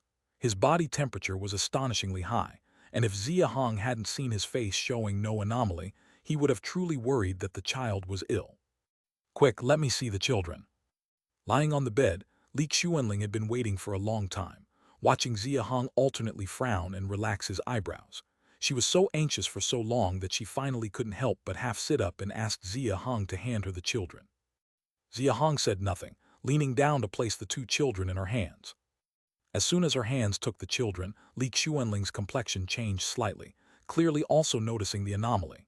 She was about to ask, but found that both children had reached out their little hands, grabbing Xia Hong's sleeve and refusing to let go. Xia Hong, who was bent over, didn't stand up immediately. He looked at the little hands of the 2 infants, his pupils instantly flashing with intense surprise. This. Li Xuanling extended her hand to pry open the fingers of the 2 children, and the moment she did, she immediately realized something, her eyes flashing with astonishment. She was about to ask, but had just uttered a word before Xia Hong stopped her with a look. Xia Hong stood up, turned back to face the dozen people in the room, and a smile appeared on his face as he spoke softly. You've all worked hard. Tonight, everyone responsible for helping Madame with the childbirth will be rewarded with 2,000 contribution value each. Zhao Ying and the other 7 midwives, along with Han Yue, Han Shuang, and the dozen or so maids, were initially taken aback by Xia Hong's words, then immediately bowed excitedly to express their gratitude. Thank you, Lord, thank you, Lord. Thank you for the reward, Lord. Chapter 866, Chapter 333, Silver Mine from the Heavens, Yu Yao and Yu Sheng, No Need to Use a Bull Knife to Kill a Chicken, 10,000-word mega chapter continued. A typical member of a low-level hunting team in the earth-digging realm can at most earn a little over 1,000 contribution points per month. So 2,000 contribution points is definitely a huge amount of money for these dozen or so women present, and such a reaction is not surprising. Zhao Ying, with her rich experience in childbirth, noticed Li Xuanling playing with the children on the bed, remembered something, and hurriedly said to Xia Hong, "Have the 2 princes not been named yet? The Lord should give them names." Upon hearing this, not only were the 10 or so maids, including Han Yue, Han Shuang, excited, but Li Xuanling also spirited up immediately, holding the 2 children, turning her head to gaze at Xia Hong with great interest, eager to see what names he would choose. Yu Yao Yu Sheng. Xia Hong was clearly prepared and directly announced the 2 names. Xia Yu Yao, Xia Yu Sheng. Li Xuanling, lying on the soft couch, gently recited the names of the 2 children, her eyes full of brightness, obviously very satisfied with these 2 names. Prince Yu Yao, Prince Yu Sheng, oh my. The Lord has chosen such excellent names, they sound like noble scions. As a common woman, let me first pay respects to the 2 young princes and bask in their noble presence. Greetings to the young princes. Zhao Ying, having experienced many similar situations, spoke fluently, causing smiles to appear on the faces of Xia Hong, Li Xuanling, and the other maids in the room, including Xia Chuan, who had just walked in. We should also bask in the joy and pay respects to the 2 young princes. Han Yue, Han Shuang, and the other maids ceremoniously bowed towards the bed. Han Yue, go to the political hall and inform everyone that I will be there shortly. Yes, Lord. Xia Chuan, come, hold your little niece and nephew. After instructing Han Yue to notify everyone, Xia Hong saw Xia Chuan enter, smiled, and picked up the children from Li Xuanling's arms, signaling him to come and hold them. Upon hearing this, Xia Chuan hurriedly stepped forward, taking the niece and nephew from Xia Hong's hands, and noticed the unusual holy patterns on their foreheads, and looked up at Xia Hong with concern. It's all right, it's caused by the Jade dew stone within their Xuanling bodies. These little ones are likely benefiting from a blessing in disguise. Hearing this, the worry on Xia Chuan's face instantly disappeared, and just as he was about to speak, his little niece on the left reached out and grabbed his collar. Xia Chuan was taken aback, then suddenly looked up in shock. 5,000 pounds born at the logging realm, how is this possible? Xia Chuan found it hard to believe, stretched out his index finger, and touched his little nephew Xia Yusheng's hand on the right, and after he grabbed it, finally confirmed his perception was not a mistake. Elder brother. No need to say more, they just have some anomalies at birth. Only time will tell how their talents will develop. Let's go. There are many others waiting in the political hall. Let's take them out to meet everyone. Upon hearing this, Xia Chuan immediately nodded, refraining from saying anything further, but looked at his niece and nephew in his arms with intense joy in the depths of his eyes. Hey, there are water beads, what is this? Suddenly, a cool sensation rose from Xia Chuan's left hand holding his little niece, and as he looked, he noticed a thin layer of transparent mist forming on his arm. The mist was not completely transparent, with a layer of bluish glow, and under the high temperature of the cold ruins tripod, it was clearly converting into droplets. Elder brother, is this mist turning into cold apple jade dew? What about Yu Yao? It's definitely cold apple jade dew. If I guess right, Yu Sheng absorbed the core blue flame of the jade dew stone, making his constitution more yang, while Yu Yao integrated the transparent outer layer, resulting in a cold-leaning constitution, constantly emitting this unique cold aura that condenses into jade dew when encountering high heat, clearly a remarkable treasure. The primary form of cold apple jade dew, Xia Hong had seen it on the cold apple trees of Long Mountain, and it was exactly like the mist caused by his daughter. He had noticed it just upon contact with his daughter. Does the condensation of cold apple jade do affect Yu Yao's body? It has no significant impact. Yu Yao has a continuous source of this kind of cold aura inside her, mostly overflowing, otherwise it wouldn't affect the surroundings. Upon hearing Xia Hong's answer, Xia Chuan's expression became even more excited. This meant that as long as his niece grew up safely, the great Xia would have an endless supply of cold apple jade dew. His little niece was simply extraordinary. No, with such an extraordinary little niece, what about the little nephew? Just as Xia Chuan was about to continue observing, Xia Hong had already taken the two children from him and was briskly making his way toward the political hall. In the political hall, Li Tiancheng and other cold resistance levels were laughing heartily. Han Yue had just visited, conveying the joyful news that Li Xuanling had successfully given birth to a pair of dragon and phoenix twins. Ha ha ha, it's done, a pair of twins, a boy and a girl. Yu Yao and Yu Sheng, such grand names the Lord has chosen well. The two princes were extraordinary from birth. While an ordinary child takes at most half an hour, these two took almost an hour, right? That's why they're called princes. Good things take time. First Prince Yu Yao, second Prince Yu Sheng. I wonder if we'll get a chance to see them today. Hopefully we can. Didn't the Lord of Han Yue inform us to wait? Yu Yao Yu Sheng, Yu Yao Yu Sheng. At the front row, Li Tiancheng was the most excited, muttering the two names non-stop, craning his neck towards the star-picking hall, eager to see his grandchildren. Chapter 867, Chapter 333, Silver Mine from the Heavens, Yu Yao and Yu Sheng. No need to use a bull knife to kill a chicken. 10,000-word mega chapter continued. Everyone, thank you for waiting. Xia Hong's voice came from the back, and Li Tiancheng quickly rushed to the front of the stage, cupped his hands, and said, "Congratulations to the Lord on the birth of the Dragon Phoenix twins. May I hold my grandchildren?" Seeing Li Tiancheng's eager demeanor, Xia Hong chuckled softly and gestured for him to come over and hold the children. Nearly 90 years old, Li Tiancheng showed a rare nervous expression, wiped his hands, and then carefully took the children from Xia Hong's hands. Just like when Xia Hong and Xia Chuan touched the children, Li Tiancheng immediately sensed something unusual when he held them.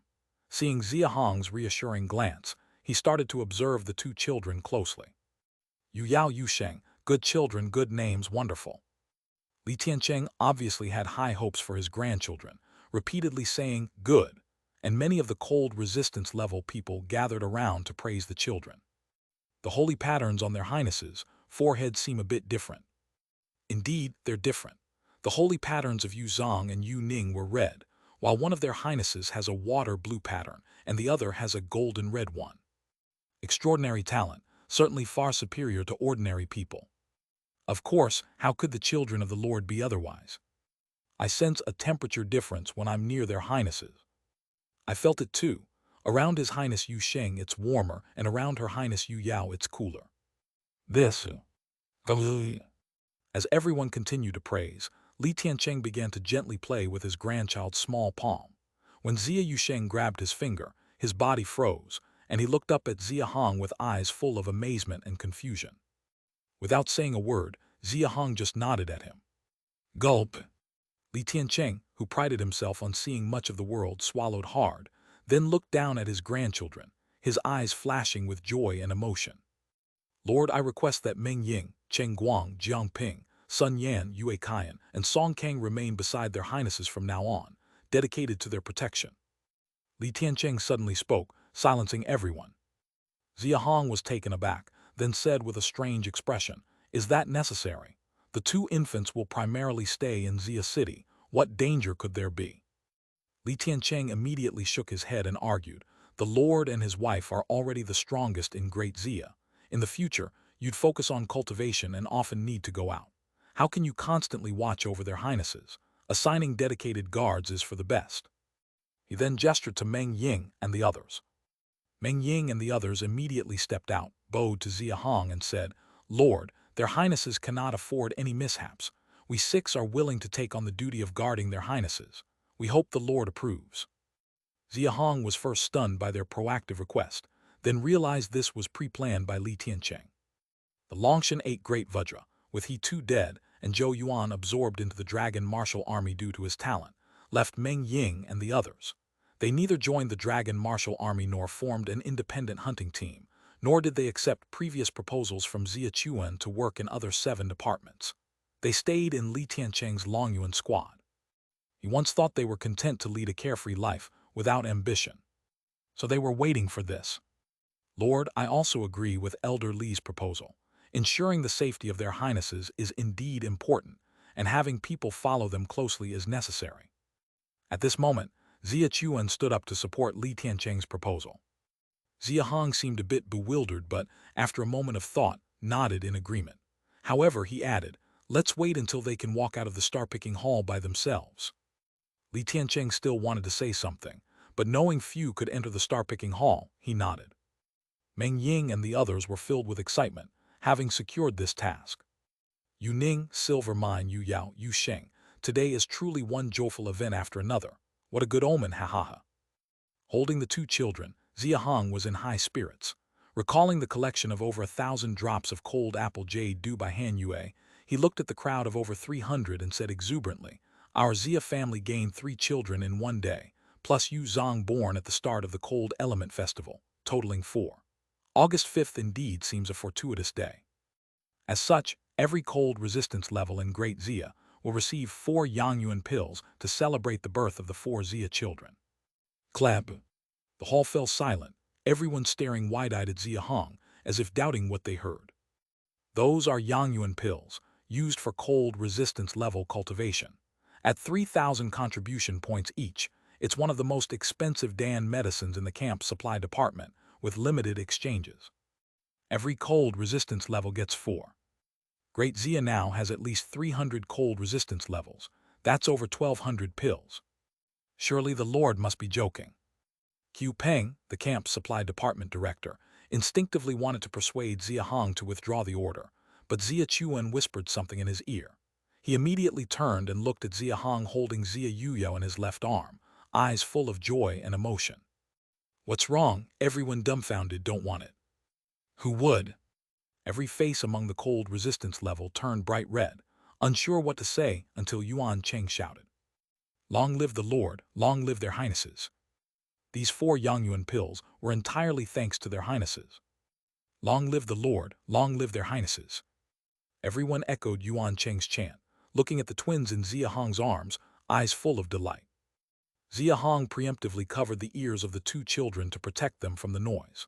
Once the crowd's emotion subsided, he turned to hand the children to Han Yue and Han Shuang beside him, saying, it's too noisy here, take them back to their mother. Han Yue and Han Shuang quickly stepped forward, each taking a child, and returned to the star-picking hall. Since you're here, let's discuss the silver mine on the north slope of the mountain wall.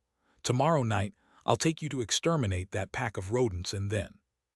Yuan Cheng boldly interjected, Lord, our 3 armies are all prepared. Isn't it an overkill for you to personally handle those rodents? Just leave it to us. Xia Hong first paused, then looked at Yuan Cheng with a thoughtful expression.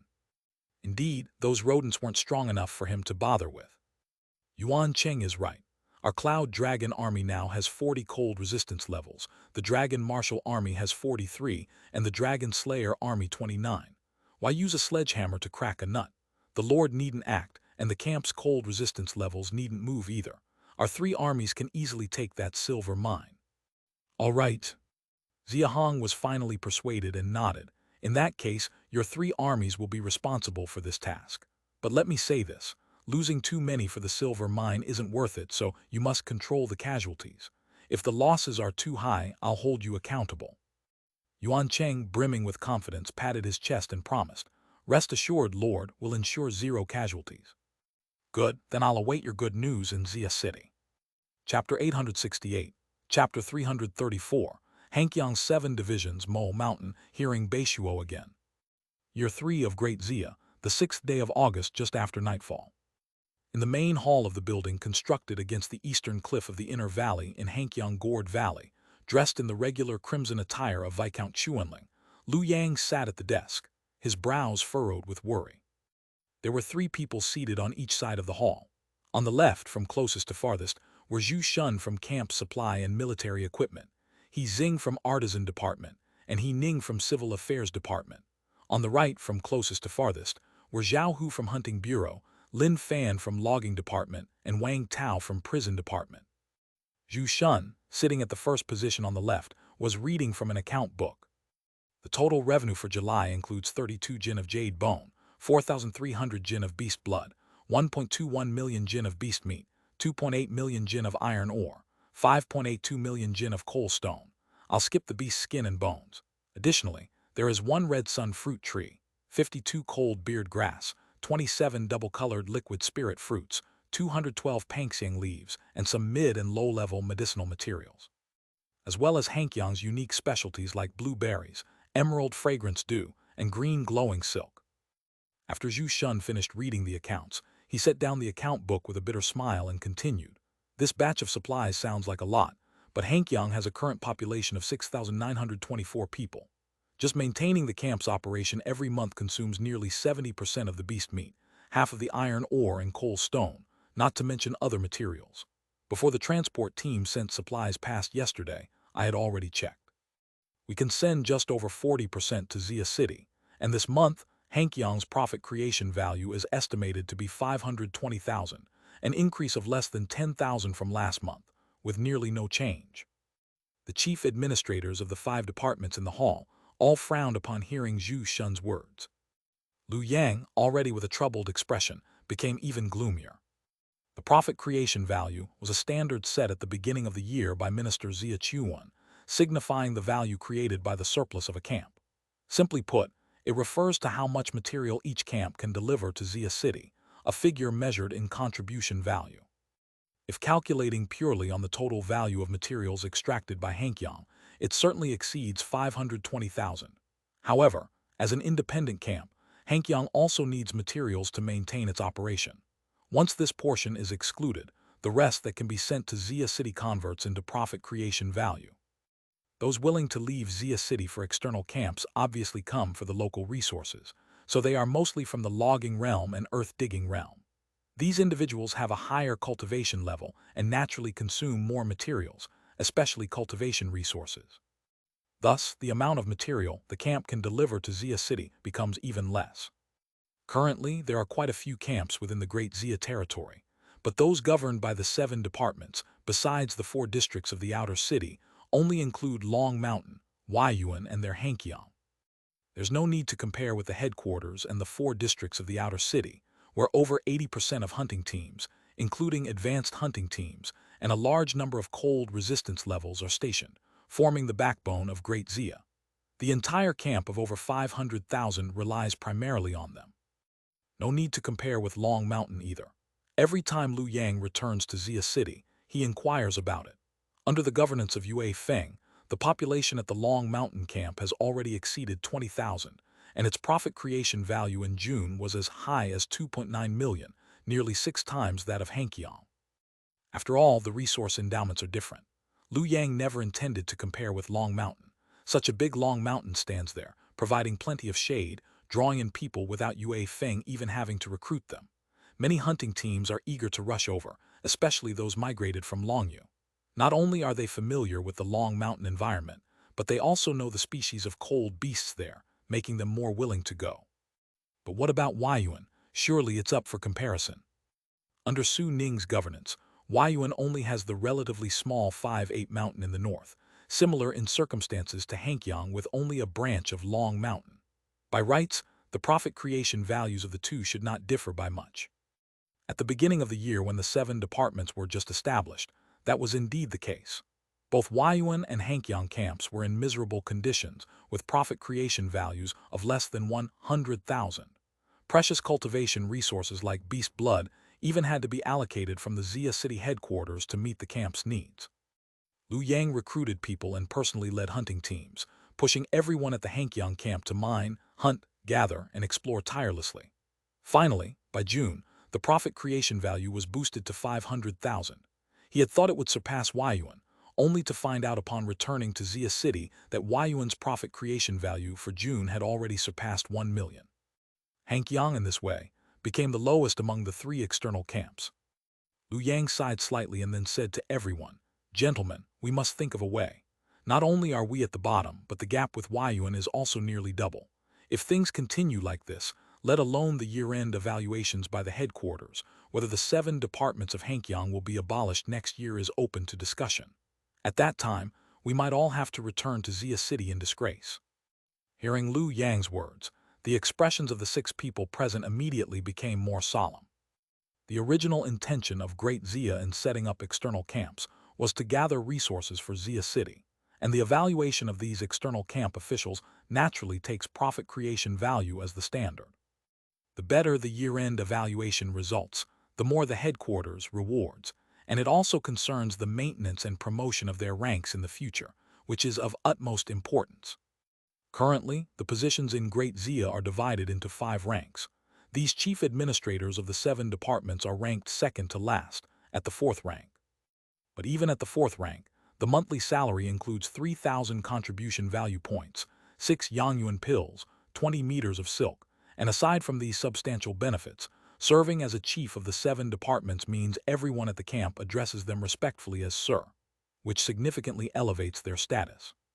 So not improving rank is not simple either. Chapter 869, Chapter 334, Hankyang's 7 Divisions, Mo Mountain, Hearing Beishuo Again, Part 2. Quite a few cold resistance level individuals are eyeing their positions.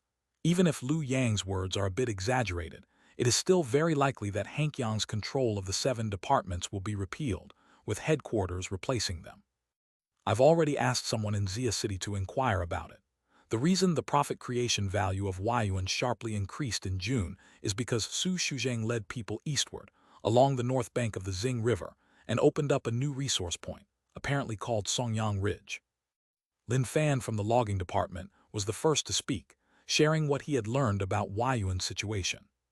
It was obvious Lin Fan was not the only one probing into Huayuan's situation, as he Xing from the artisan department immediately nodded at his words and added, "It's called Songyang Ridge. I've heard that not only was a new cold beast species, the snow ridge fox, discovered, but a dozen or so unfamiliar plant species, including the golden pinecone, white jade hazelnut, and blue mulberry tree, have been identified. Several of these can be used for alchemy and have even alarmed the minister." Upon hearing their words, Lu Yang's brow furrowed immediately. The situation in Huayuan wasn't exactly a secret. He was well informed. The implication in Lin Fan and He Xing's words was clear. They were urging him to open up a new resource point like Su Ning. Currently, Hankyang only has one resource point, which is the branch of Long Mountain to the north. This branch spans just over 30 kilometers north to south. For the past 8 months, he and Zhao Hu, along with 2 advanced hunting teams, have already thoroughly explored it. Now, the hunting teams are going up the mountain to seek prey along the western mountain body. Opening a new resource point can not only uncover new materials and species, but also attract more hunting teams from Xia City. It's undoubtedly the best way to enhance Hankyang's profit creation value. But while this makes sense in theory, if it were so easy to accomplish, would he have waited until now? Zhao Hu could not help but speak out in anger at this point. That kid named Han Feng really doesn't know how to be human. Last year he ran off with his men, and still, he collapsed all the mountain tunnels. We've wasted so much time. If it weren't for that, we'd already have followed the tunnel to the top of Twin Dragon Mountain. Why do we have to guard a single branch of Long Mountain until now? Everyone slightly nodded upon hearing this, their expressions filled with gloom. Lu Yang was the most upset. Thinking of Han Feng filled him with anger. With Hankyang's resource attributes, there was no need to set governance by the 7 departments here. After all, there was only a branch of Long Mountain here. It should have been enough to appoint a defense envoy and station a dozen or so hunting teams. The decision to establish the 7 departments in Hankyang was personally made by Xia Hong. The reason was the secret passage found under the main building in Hankyang last year. Since Han Feng dared to escape with more than 1,000 people through the secret passage, it proves that it must lead to some safe location. After you take up office in Hankyang, focus on exploring this passage and see if you can follow it to find the 1,000 people with Han Feng. It would be even better if you find other new camps. This was the instruction Xia Hong gave when Lu Yang took up office in Hankyang earlier this year. Upon taking office, Lu Yang immediately organized people to explore the secret passage. The secret passage under the main building led eastward and directly into the mountain body of Twin Dragon Mountain. Everything was going well until Lu Yang and his people ventured nearly 10 kilometers inward, only to find that the path ahead was blocked. To be precise, the tunnel had been intentionally collapsed. It didn't take much to figure out this was undoubtedly Han Feng's doing. Han Feng was clearly worried that the great Xia would follow the passage, and with his cold resistance level cultivation, it was easy for him to collapse the underground passage. He was safe, but the trouble he caused for Lu Yang and the others was enormous. That was, after all, a tunnel leading upward and into the mountain body of Twin Dragon Mountain, with an inherently high difficulty in excavation. Although it's generally certain that the tunnel leads to the top of Twin Dragon Mountain, Xia Hong had issued a strict order not to climb Twin Dragon Mountain without permission. So, they had no other option but to clear that passage out. They've been clearing it for over 6 months since February, and it still hasn't been sorted out. It's not just Zhao Hu and others who are frustrated. Even Lu Yang himself is upset. Lord He, how is the progress on the secret passage? The task of excavating the tunnel naturally fell to the artisan department. He Xing, who was in charge of good construction in the artisan department, heard Lu Dong's inquiry and answered with a wry smile. I personally oversaw it for a time, but by the end of June, we had dug over 20 kilometers forward and still couldn't see the end. I was getting frustrated, so I turned it over to Fan Kui. I haven't inquired about it for more than a month, but I can summon him to update us on the situation. Fan Kui was one of He Xing's subordinates, serving as the deputy good constructor in the artisan department of Hanqiang. Lu Dong nodded, being aware of the progress by the end of June. Hurry up and call him for an update. If that's not enough, then send more people. We must. Lord, good news, very good news. Lu Dong's words were suddenly interrupted by a burst of joyous shouting from outside the door. He and the 6 others in the hall immediately looked up toward the door. It's Xiao Yuan's voice. Did he return from Xia City so quickly? It's just nightfall and the escort team hasn't returned. He must have come back early. What is the good news that makes him so happy? The person who came was Xiao Yuan, deputy marshal of the camp's supply department, and everyone recognized his voice at once. In all the outposts of the Great Xia, the day they submit their materials to Xia City is the 5th of every month. In Hanqiang, it's Xiao Yuan who is responsible. At this moment, all 7 were curious about what was making Xiao Yuan so cheerful. Xiao Yuan entered, still wearing a broad smile, saluted everyone slightly, and then said with a grin, lately Xia City has had all kinds of happy news. The lady has given birth to a pair of twins, the first Prince Xia Yuyao and the second Prince Xia Yusheng. The minister's second wife, Xiao Yu, also gave birth to a daughter named Xia Yuning, and Chen Ying has found a silver mine on the mountain's north slope. The mine contains just over 2,000 rodents. Everyone in Xia City is saying it's a congratulatory gift from the heavens for the birth of the 2 princes. Chapter 870, Chapter 334, Hanqiang's 7 divisions Mo Mountain, hearing Beishuo again. Lu Dong and the other 6 stood up with a rush, their faces full of delight. These 4 consecutive pieces of good news were truly abundant in content. However, it was clear that Xiao Yuan's good news was not over yet. He then pulled out a green porcelain bottle from his pocket, excitedly saying, "The Lord is thrilled, directly rewarding every cold resistance level in the camp with 4 Yangyuan pills each. There are a total of 18 people here in Hanqiang, and the camp supply department gave me 72 pills to pass on to you." After speaking, he poured out 4 pills and then directly handed the porcelain bottle to Zhu Shun. Zhu Shun was the camp supply and military equipment officer, so it was naturally his job to distribute the Yangyuan pills. Lu Dong and the others looked at the Yangyuan pills, their eyes filled with even more delight. The Yangyuan pill was considered extremely precious cultivation material for them. Moreover, each person received 4 pills. 1,000 years for the Lord, 1,000 years for His Highness. Lu Dong couldn't help but bow toward Xia City's southern direction, and the other 6 also solemnly bowed toward the south, following his lead. 1,000 years for the Lord, 1,000 years for His Highness. After everyone sat back down, Zhu Shun quickly distributed the Yangyuan pills. Lu Dong held his 4 Yangyuan pills, struggling to suppress the excitement in his heart. Xiao Yuan, did you see the teams from Huayuan and Long Mountain this time? Xiao Yuan clearly understood what Lu Dong wanted to know. His face first showed a hint of shame, then he nodded and said, "I saw them, and I personally witnessed the announcement of all station profit creation values by director Qiu Sijing. In July, Long Mountain ranked first with 3,620,000, Huayuan second with 1,920,000, Xia Hong third with 820,000, Xiling fourth with 690,000, and Hankyang was only fifth, with Beiyuan in last place having only 150,000. Not only him, but Lu Dong and the others also showed expressions of shame on their faces. Let's not talk about Long Mountain. Huayuan was almost 4 times Hankyang's. The key was that the stations without 7 departments' jurisdiction, Zhejiang and Xiling, were also higher than them.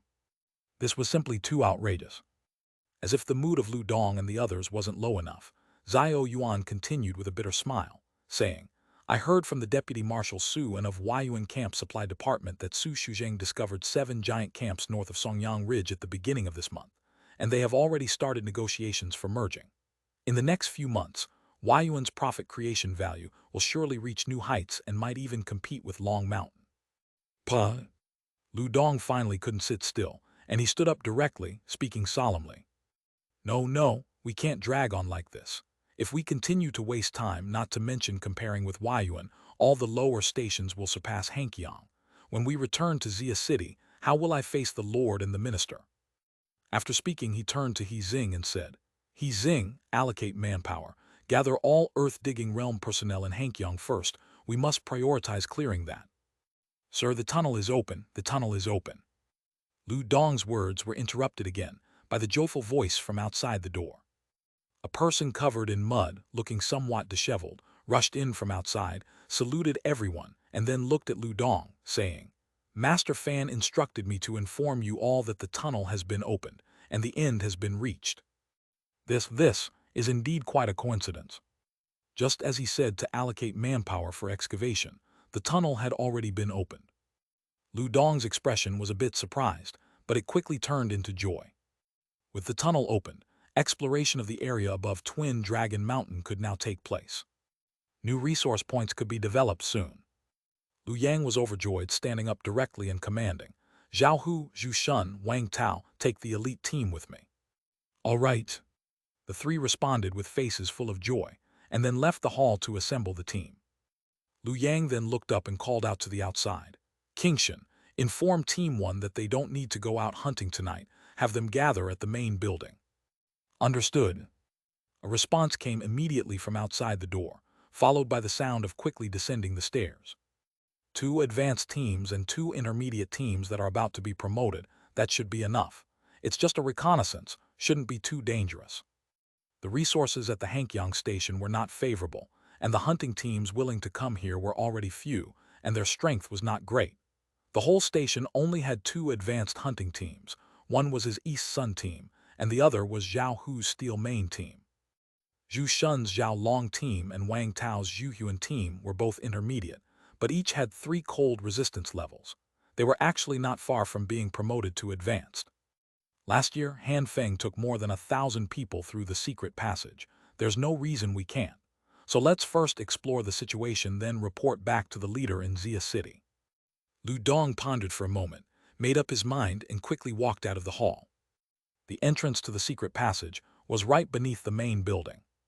It was already just after nightfall, and people at the station hadn't had a chance to go out yet. When Lu Dong reached downstairs, all the elites from the 4 hunting teams were already gathered. Sir, Team 1 with 30 people, all are present. Deputy Captain Hong Kingshan came forward directly, indicating that everyone was present. The East Sun team was already an advanced hunting team, with a full complement of 100 people. Lu Dong emulated other advanced hunting teams in the camp and divided the members into 3 teams. Team 1 consisted of the most elite 30 members, all with cultivation above the earth-digging realm limit, responsible for hunting advanced cold beasts. Team 2 had 30 members with lower cultivation, all with basic strength over 20,000 pounds, responsible for hunting mid and low-level cold beasts. Team 3 was the weakest, solely responsible for fulfilling the team's mining quota. 30 elite members from Zhao Hu's Steel Main team also came, and Zhu Shun's and Wang Tao's teams each brought 20 people, all clad in 100 forged-level Lei Qi golden armor, similar to his own team members, all with cultivation above the earth-digging realm limit. Chapter 871.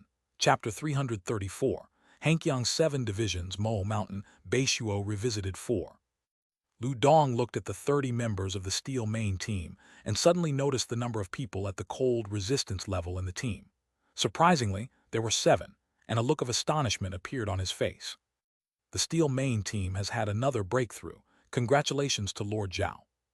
The Steel Main team has always been in Hankyang, so Lu Dong knew very well that, like the East Sun team, they had only 6 people at the cold resistance level. The extra one clearly had just recently made a breakthrough. Ha, Lord Lu, you have a keen eye. Zhao Shen just broke through 3 days ago, and I haven't had the chance to report to Xia City yet. Zhao Shen, come quickly and greet Lord Lu. On the flank of the Steel Main team, the newly promoted middle-aged person at the cold resistance level immediately stepped forward, cupped his hands, and bowed to Lu Yang. Zhao Shen greets Lord Lu. No need for formalities. Also with the surname Zhao, there's a high probability he's from Zhao Hu's family. Lu Yang nodded and signaled Zhao Shen to rise. Then he looked around at everyone, his expression serious, and said solemnly, Fang Kui should be waiting for us at the end over there. Let me be clear first. Beyond the dark passage is unfamiliar territory, which means danger. Tonight, I will take you over there just to scout the situation, not to engage in any action. Everyone must follow my commands and shall not act on their own. Does everyone understand? The crowd saw Lu Yang's serious expression. Their demeanor also became more solemn, and they nodded, responding in unison, Understood, my lord. Good, then let's go. Lu Yang finished speaking and was the first to jump into the dark passage, followed closely by Zhao Hu, Zhu Shun, Wang Tao, and the subsequent 100 elite personnel. Bang! A 50-meter deep dark passage, and as soon as Lu Yang jumped down, there was a loud crash. Having stayed in Hankyang for over 8 months, Lu Yang had descended dozens of times before and was not unfamiliar with it. He skillfully proceeded east along the dark passage. The current key task of the Hankyang Artisan Department is to clear this dark passage, so there are people entering and exiting every day. A coal lantern was placed every 100 meters for lighting, so it wasn't dark at all. In June, over 20 kilometers of it had been cleared, and now Fang Kui didn't know how far it had been cleared. Lu Dong was not impatient and led the people along the dark passage heading east. We've been walking for almost over 40 kilometers now, haven't we? Still not done. After walking for almost an hour, they still hadn't reached the end, and the impatient Zhao Hu finally couldn't help but voice his frustration. We haven't always been heading east. This tunnel has curves and must have turned left a few times in the middle. We should be heading north now. Wang Tao, with a good sense of direction, immediately identified their current heading. Heading north. That means the exit isn't necessarily the top of Twin Dragon Mountain. That's right, if it led straight to the top, how could Han Feng have dared to escape with over 1,000 people from here? Keep going. The temperature is starting to drop, so it shouldn't be far now. Lu Yang's intuition was correct. After walking less than 5 more kilometers, the sound of airflow became louder and louder. After walking forward another 500 meters, they finally heard voices from the front of the tunnel. The Defender is here. Lord Fan, Lu the Defender is here. Greetings to the Defender, Lord Zhao, Mr. Zhu and Lord Wang. The tunnel had indeed been opened through. Lu Yang saw the cave entrance from afar, and his expression immediately turned excited. No need for formalities, Fang Kui. Have you gone out to look? Fang Kui shook his head and replied, As soon as the dark passage was cleared, I immediately sent someone to inform the lords. We only glanced out from the entrance. I estimate this should be the north side of Twin Dragon Mountain, not far from the perimeter. If the lords want to explore, you can head north. Lu Yang nodded, walked to the entrance, stuck his head out to look outside, and his expression immediately turned excited. They were at the entrance, situated in the middle of a steep slope over 100 meters high. Outside the cave was still a world of white snow, not very different from the 3 places of Redwood Ridge, Arrow Bamboo Forest, and Long Mountain. What truly excited Lu Yang was the countless unfamiliar vegetation at a glance, the occasional glimpses of never-before-seen cold beasts, and the complex mountain formations not far away.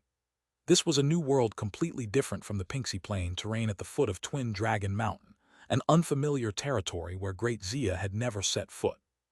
Zhao Hu, Zhu Shun, Wang Tao, get everyone ready to go out with me. At Lu Yang's command, the 100 elite members of the hunting team who had just come over were immediately exhilarated. Everyone instantly donned their armor, prepared their bows, checked their weapons and equipment, and prepared to head out of the cave. Fan Kui, you stay here with your men, be cautious and make sure not to let others discover this cave. When I return, I'll give you the secret signal. Yes, my lord. In no time, seeing that everyone was ready, Liu Yang gave Fan Kui a final instruction, then led the way out of the cave first, followed closely by Zhao Hu and over 100 others who jumped out immediately. What kind of tree is this, purple under the icicles? Look over there are so many green fruits on the tree. Haven't seen these in Xia City, right? Look at that grassland to the south, is it glowing? On that tree over there, do you see it? What kind of cold beast is that with the sharp mouth and monkey-like features? We've hit the jackpot, really hit the jackpot, so many new species. Once they jumped out of the cave and got a clear view of the outside world, everyone's expression turned excited, but fortunately, they remembered Liu Yang's earlier exhortation. Though their emotions were excited, they spoke in hushed tones, merely whispering among themselves. Zhao Hu, Zhu Shun, and Wang Tao were also unable to contain their excitement at this moment, turning to look at Liu Yang, simply waiting for his command to start exploring everywhere. Chapter 872, Chapter 334, Hankyang's 7 Divisions, Mo Mountain, Beishuo Revisited 5. According to Fan Kui, let's first explore northward together to see if this is indeed the northern edge of Twin Dragon Mountain. Liu Yang was very calm. He first sensed the surrounding area and noticed that the strength of the nearby cold beasts wasn't strong, and there weren't many advanced cold beasts. He immediately led everyone to explore the north. Zhu Shun and Wang Tao will lead the team. Zhao Hu and I will scout ahead. Everyone else can explore freely, but no more than 200 meters away from the team. Move. About 2 kilometers ahead, Liu Yang sensed the strength of the surrounding cold beasts weakening and immediately changed his strategy, leading Zhao Hu further ahead. Zhu Shun, Wang Tao, and the remaining 100 people were instantly excited upon hearing his command. Being able to explore freely meant they could hunt new cold beasts and pick new species. Bringing new discoveries back for significant contribution value would be very rewarding. Setting aside the excitement of the crowd, Liu Yang and Zhao Hu sped towards the north, soon covering 7 or 8 kilometers. Zhao Hu seemed somewhat impatient, wanting to see how far north they could go. He climbed a 100-meter-tall tree directly. Liu Yang didn't stop him and continued to observe the surrounding environment. Soon he discovered something on a patch of snow. This is a beast skin sleeve. Looking at the tattered black beast skin sleeve in his hand, Liu Yang's eyes were filled with excitement. This piece of sleeve indicated many things. There must be a human camp nearby, and their strength shouldn't be too strong. Liu, come up here quickly and take a look. Liu Yang was excited. Upon hearing Zhao Hu's voice from the tree, he immediately climbed up to join him. The view from the 100-meter-tall tree was wide. Liu Yang expected Zhao Hu to have discovered something to the north and looked that way from the treetop. But he found nothing but a snow forest to the north. Look a little to the right. The right meant slightly east of north. Following Zhao Hu's indication, Liu Yang turned to the east. With one look, his expression froze, and his eyes were filled with intense shock. What is that? To the northeast, there was a mountain. Liu Yang had seen many mountains like Long Mountain, Twin Dragon Mountain, and Beiming Mountain. An ordinary mountain wouldn't surprise him. The problem was, this mountain was unbelievably tall. The top of the mountain seemed to merge with the sky, like a deity overlooking the ice abyss from beyond the sky, impossible to gauge its height at first sight. Moreover, its peak wasn't just a point, but extended into a whole straight line following the northwest-southeast mountain range. Gulp, does Beiming Mountain have even half its height? Hearing Zhao Hu's voice, Liu Yang took a deep breath and immediately shook his head. Not even half, I doubt even a tenth, we can see it so clearly from this distance, this mountain. Zhao Hu suddenly remembered something and exclaimed, could this be Mo Mountain mentioned by those 2 kids from Beishuo Town 4 years ago? Liu Yang's expression paused, immediately understanding what Zhao Hu meant. 4 years ago, 2 people, Yang Ning and Li Hu, from Beishuo Town did say that all their human camps lived on the south slope of Mo Mountain. Looking at its height, it should indeed be Mo Mountain. They actually saw Mo Mountain. Liu Yang took a deep breath, memorized the appearance of Mo Mountain, and planned to report it to Xia Hong upon returning. Boom! Haha, it's done. Someone. Zhao Hu sharply turned to the west, his face full of joy. At the cold resistance level, he could sense movements within a few hundred meters. Zhao Hu could hear the commotion to the west, and so could Lu Yang, though his previous discovery of the beast's skin sleeve on the ground made him less reactive than Zhao Hu. Let's go take a look, don't alert them. Not far in the snow forest, a boy of about 12 or 13, wearing a purple cotton coat, was surrounded by over 20 adults. The boy stood on a cold beast with a sheep-like body over 3 meters long, wearing a proud expression, basking in the compliments around him. Young Master shot it right in the left eye with just one arrow. Amazing. This is an adult black demon antelope, with an estimated power of 15,000. Young Master is only 12 this year, and his basic strength is already over 9,000, about to break into the earth-digging realm. So strong. Among the 7 camps within 100 miles, probably only the second young miss of Hongyuan camp has slightly better talent than the young master. Indeed, besides Hong Yuru, probably no one else. I heard that Hong Yuru has been taken a fancy by a big shot in Beishuo town, and a child marriage was arranged early. Otherwise, she would be a good match for our young master. Upon hearing Hong Yuru's name mentioned by the others, Zhu Beixu's eyes clearly showed a hint of displeasure. He sneered and said, Hong Yuru turned 16 this year. I heard her basic strength just surpassed 25,000. I still have over 3 years to catch up. Surpassing her is just a matter of time.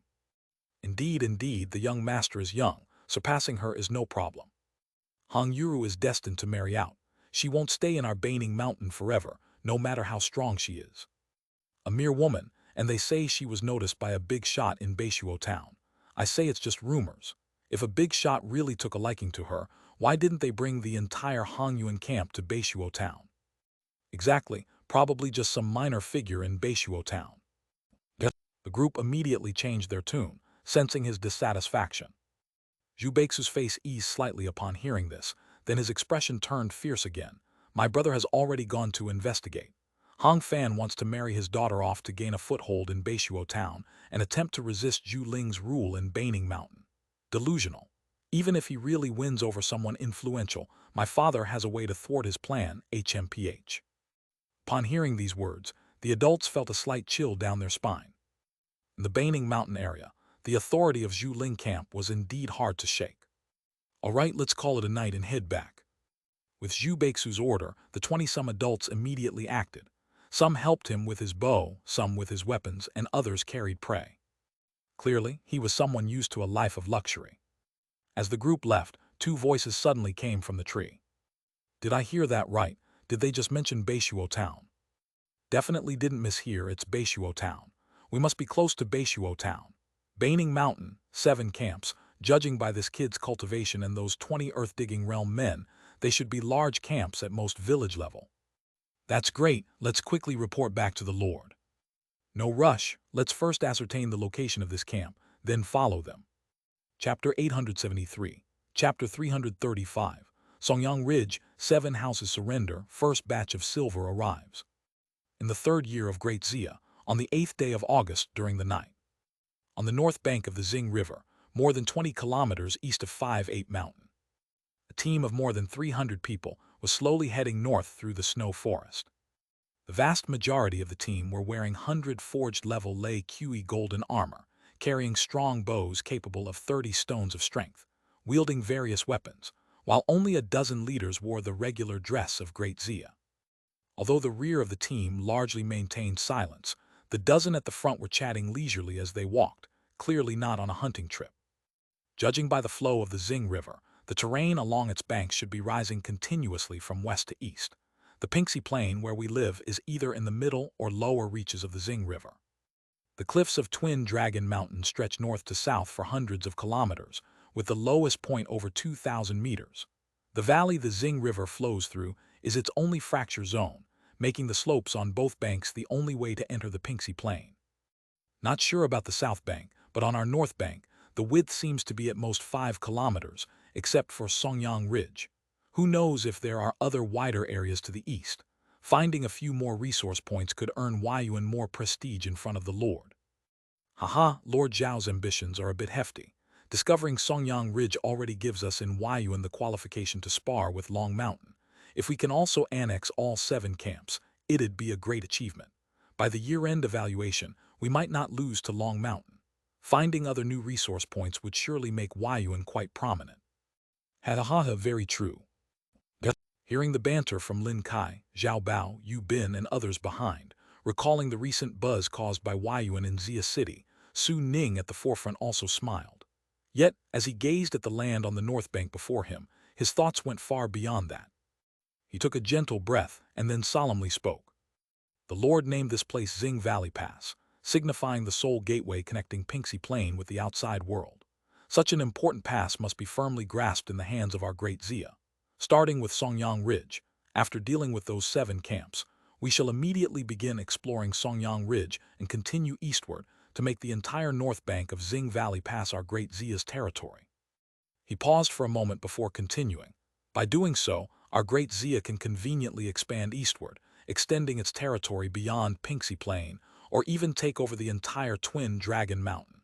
We might even compete with the rumored Mo 9 towns. Lin Kai, Zhao Bao, Yu Bin, Lin Yi, Su Shicheng, and other officials from the 7 departments of Huayuan listened to these grand and bold words, and their expressions became slightly more serious. Among them, only Lin Kai knew about Xing Valley Pass. The others were hearing of it from Su Ning for the first time, and only now understood Huayuan's strategic geographical significance. No wonder the Lord set up the 7 departments in Huayuan. Now it makes sense.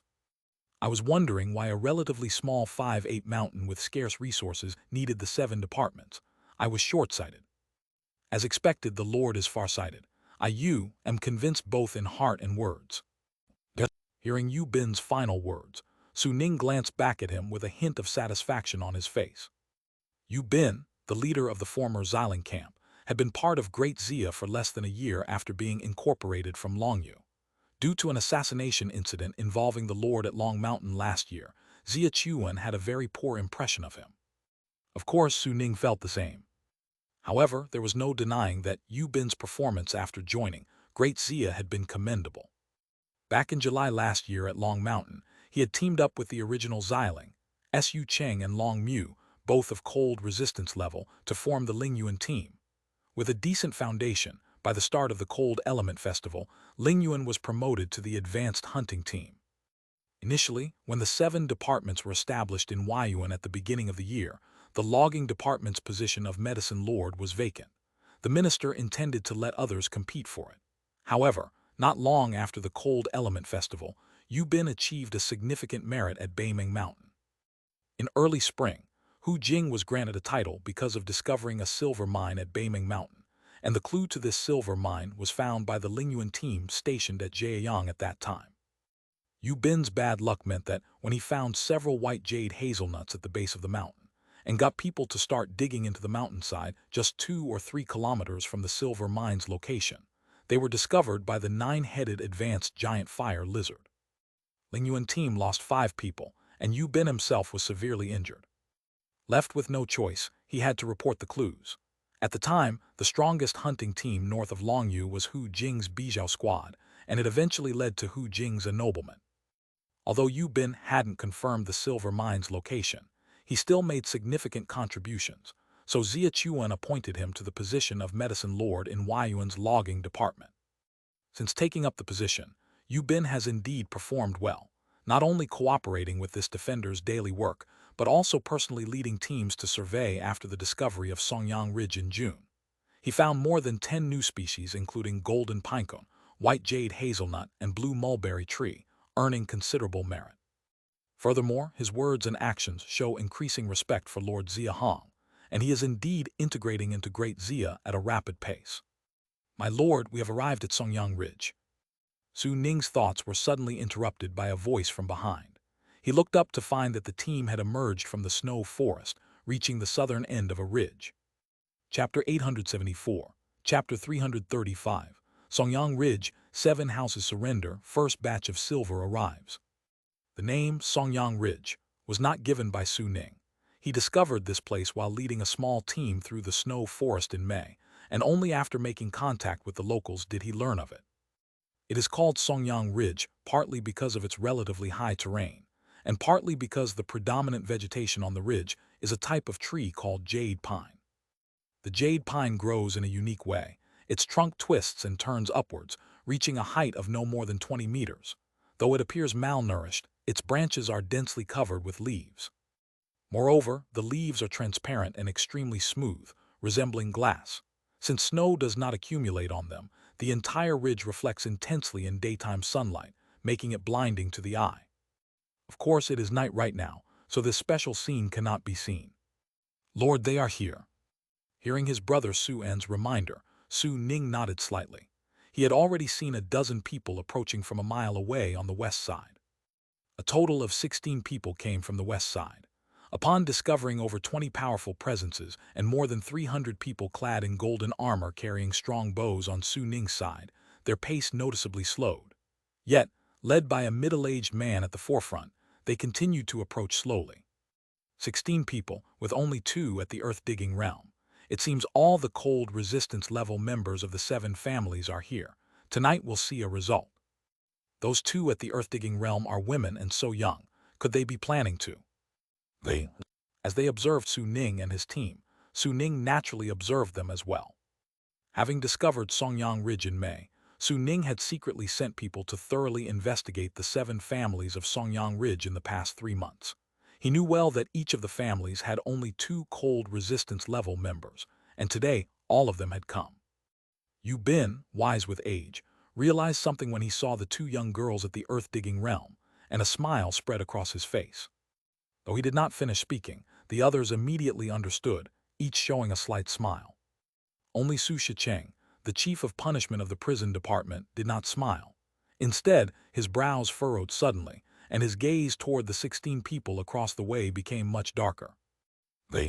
Soon, the 16 people from the west stood before Su Ning. It was evident that fear was apparent in their eyes, especially when their gaze rested on the fully armed 300 people behind Su Ning, and several audible gulps could be heard. Jia Yang from Wanlong, representing the 6 families of Songyang Ridge, greets Lord Su. Despite having dealt with Su Ning many times over the past 3 months, Jia Yang couldn't help but feel a strong sense of dread as he carefully observed the more than 300 people Su Ning had brought tonight. 27 at the cold resistance level, while the remaining over 200 were all at earth-digging realm limit cultivation. Some were already beginning the reshaping skin process, with dozens more appearing unstable, clearly on the verge of breaking through. Is Great Xia truly this powerful?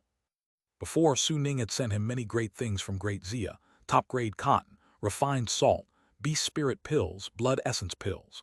From these gifts, Jia Yang had already sensed the might of Great Xia, which is why he advocated for the other 6 families of Songyang Ridge to join Wanlong camp in assimilating into Great Xia. As Su Ning said, Huayuan is merely an external outpost of Great Xia. His position as the 5 Originals Guardian is a 4th-rank official status, ranking second to last in Great Xia. Yet he can effortlessly muster over 20 cold resistance level individuals and 300 at earth-digging realm limit. Then the 3rd rank, 2nd rank, and 1st rank above that must be. Recalling the information he had learned about Great Xia, Jia Yang felt numb with disbelief. Power at this level far exceeded his understanding. Brother Jai, aren't you going to introduce these gentlemen? Hearing Su Ning's words jolted Jia Yang back to reality, and he quickly addressed the 6 people beside him. Lord Su is the 5 Originals Guardian of Great Xia, and it's the first meeting for all of you, so please introduce yourselves. Brother Jai won't speak on your behalf. The 6 immediately stepped forward, nodded, and bowed to Su Ning. Wang He from Song Lake greets Lord Su. Nai Zichuan from Jialu greets Lord Su. He Qing from Songbei greets Lord Su. Zhu Ziang from Iron Valley greets Lord Su. Wei Dong from Bin greets Lord Su. Chai Bio from Kingsong greets Lord Su. The strength of Songyang Ridge is indeed not significant. Among the 7 cold resistance level leaders, Jia Yang and Nai Zichuan are the strongest, with a basic strength barely reaching 6 manes. Judging by their skin membrane conditions, they are all at the late stage of cold resistance level, their talents clearly lacking. The strength of the remaining 5 leaders is even weaker, between 3 main and 5 main levels. The remaining 7 cold resistance level individuals are even weaker, with strength ranging from 1 to 3 manes. Su Ning glanced over the 6 and smiled slightly, saying, "You all have yet to join Great Xia, so addressing me as Lord is quite flattering. No need for such courtesy." Upon hearing Su Ning state that they had not yet joined Great Xia, Subtle changes flickered across the seven's faces, and it was clear there were inner tremors.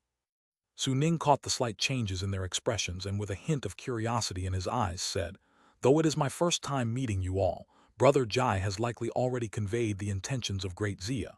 Since you are here today, I presume you have an answer in mind. Please speak frankly."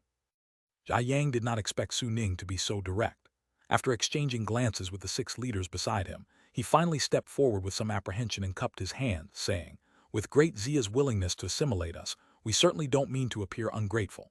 However, Lord Su, please forgive my bluntness. The 7 families of Songyang Ridge have a population totaling over 114,000, not a small number. If Great Xia offers no conditions, we..." Chapter 875. Chapter 335. Songyang Ridge, 7 houses surrender, first batch of silver arrives. It seems you all came prepared today. Brother Jai, speak directly. I have already said that any requests you have, feel free to propose. As long as it's within my authority and does not violate the current rules and regulations of Great Xia, I can promise on behalf of Great Xia. Su Ning's straightforward attitude only made Jai Yang more apprehensive. After exchanging glances with the 6 people beside him, he slowly spoke and proposed a total of 5 conditions. First, all the resources that our 7 families have previously stored, we will take them out and distribute them to everyone. Great Xia must ensure that this property remains untouched. Second, for the iron and coal mines owned by the 7 families, we 7 wish to sell them to Great Xia in exchange for the contribution value that Lord Su mentioned. Of course, this contribution value will still be distributed to our people below, so they can have time to adapt after moving to Great Xia. Third, for our 14 people at the cold resistance level, each person requires 10 Yangyuan pills, and for the 129 people at the earth-digging realm limit, each person requires 100 caddies of beast blood. Fourth, since the 14 of us have chosen to join, we naturally hope to have some achievements in Great Xia in the future. Therefore, we earnestly request the Lord to give the 7 of us some minor positions in the camp. Of course, positions as high and powerful as Lord Su's are beyond our imagination. Lower positions will suffice. As for this 5th condition, it is. When he got to the 5th point, Jai Yang suddenly stopped. It wasn't because the people of Great Xia reacted in any way.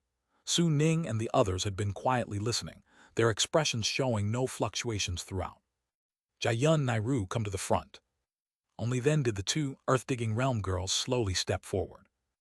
2 girls were both about 15 or 16 years old, and their looks were indeed exceptional. It was also evident that they were deliberately dressed up.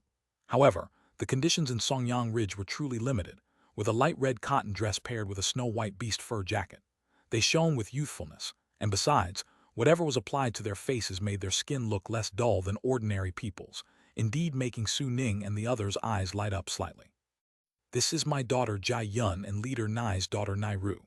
I, Jai, boldly wish to propose a marriage alliance for the 2 of them, allowing them to marry the La." Outrageous. Before Jai Yang could finish, he was loudly interrupted by Su Shicheng to Su Ning's left. Su Shicheng clearly spoke with anger. With his late-stage cold resistance cultivation, boasting a basic strength of 8 Chinese letter, he fully unleashed his aura, startling all the cold resistance level individuals at Songyang Ridge. The 2 girls turned pale, their bodies trembling slightly.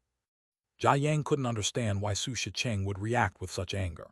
Seeing that Su Ning did not speak and realizing that Su Shicheng's status was not simple, his heart skipped a beat, feeling a bit of regret. Yet he felt more confusion. The first 4 conditions were all about asking for something, but this last condition was supposed to be them offering something to Great Xia, a sign of their pledge. Why such a big reaction? Lord Su, our Great Xia's expansion and annexation outward is certainly not reliant on marriage alliances. For someone like the Lord in the future, there will undoubtedly be many camps wishing to send women his way. If he takes everyone who comes, the household can hardly remain peaceful, and the lady might not be happy. I think this 5th condition should be omitted. Guli. The Su Shicheng, he must be someone from lady's side. Jai Yang instantly realized, but after exchanging a glance with Nai Zichuan beside him, he gritted his teeth and continued to speak to Su Ning. Su Shuzheng, though Great Xia is powerful, our 7 families of Songyang Ridge did not fare poorly here. If the Lord is unwilling to agree to these 5 conditions, our 7 families will not merge into Great Xia. Hethi. Swishing. Su Shicheng directly let out two cold laughs. The two people standing behind him, along with the more than 40 elite members of the Kingmeng hunting team at the rear, all drew their weapons, glaring at Jia Yang and the other 14.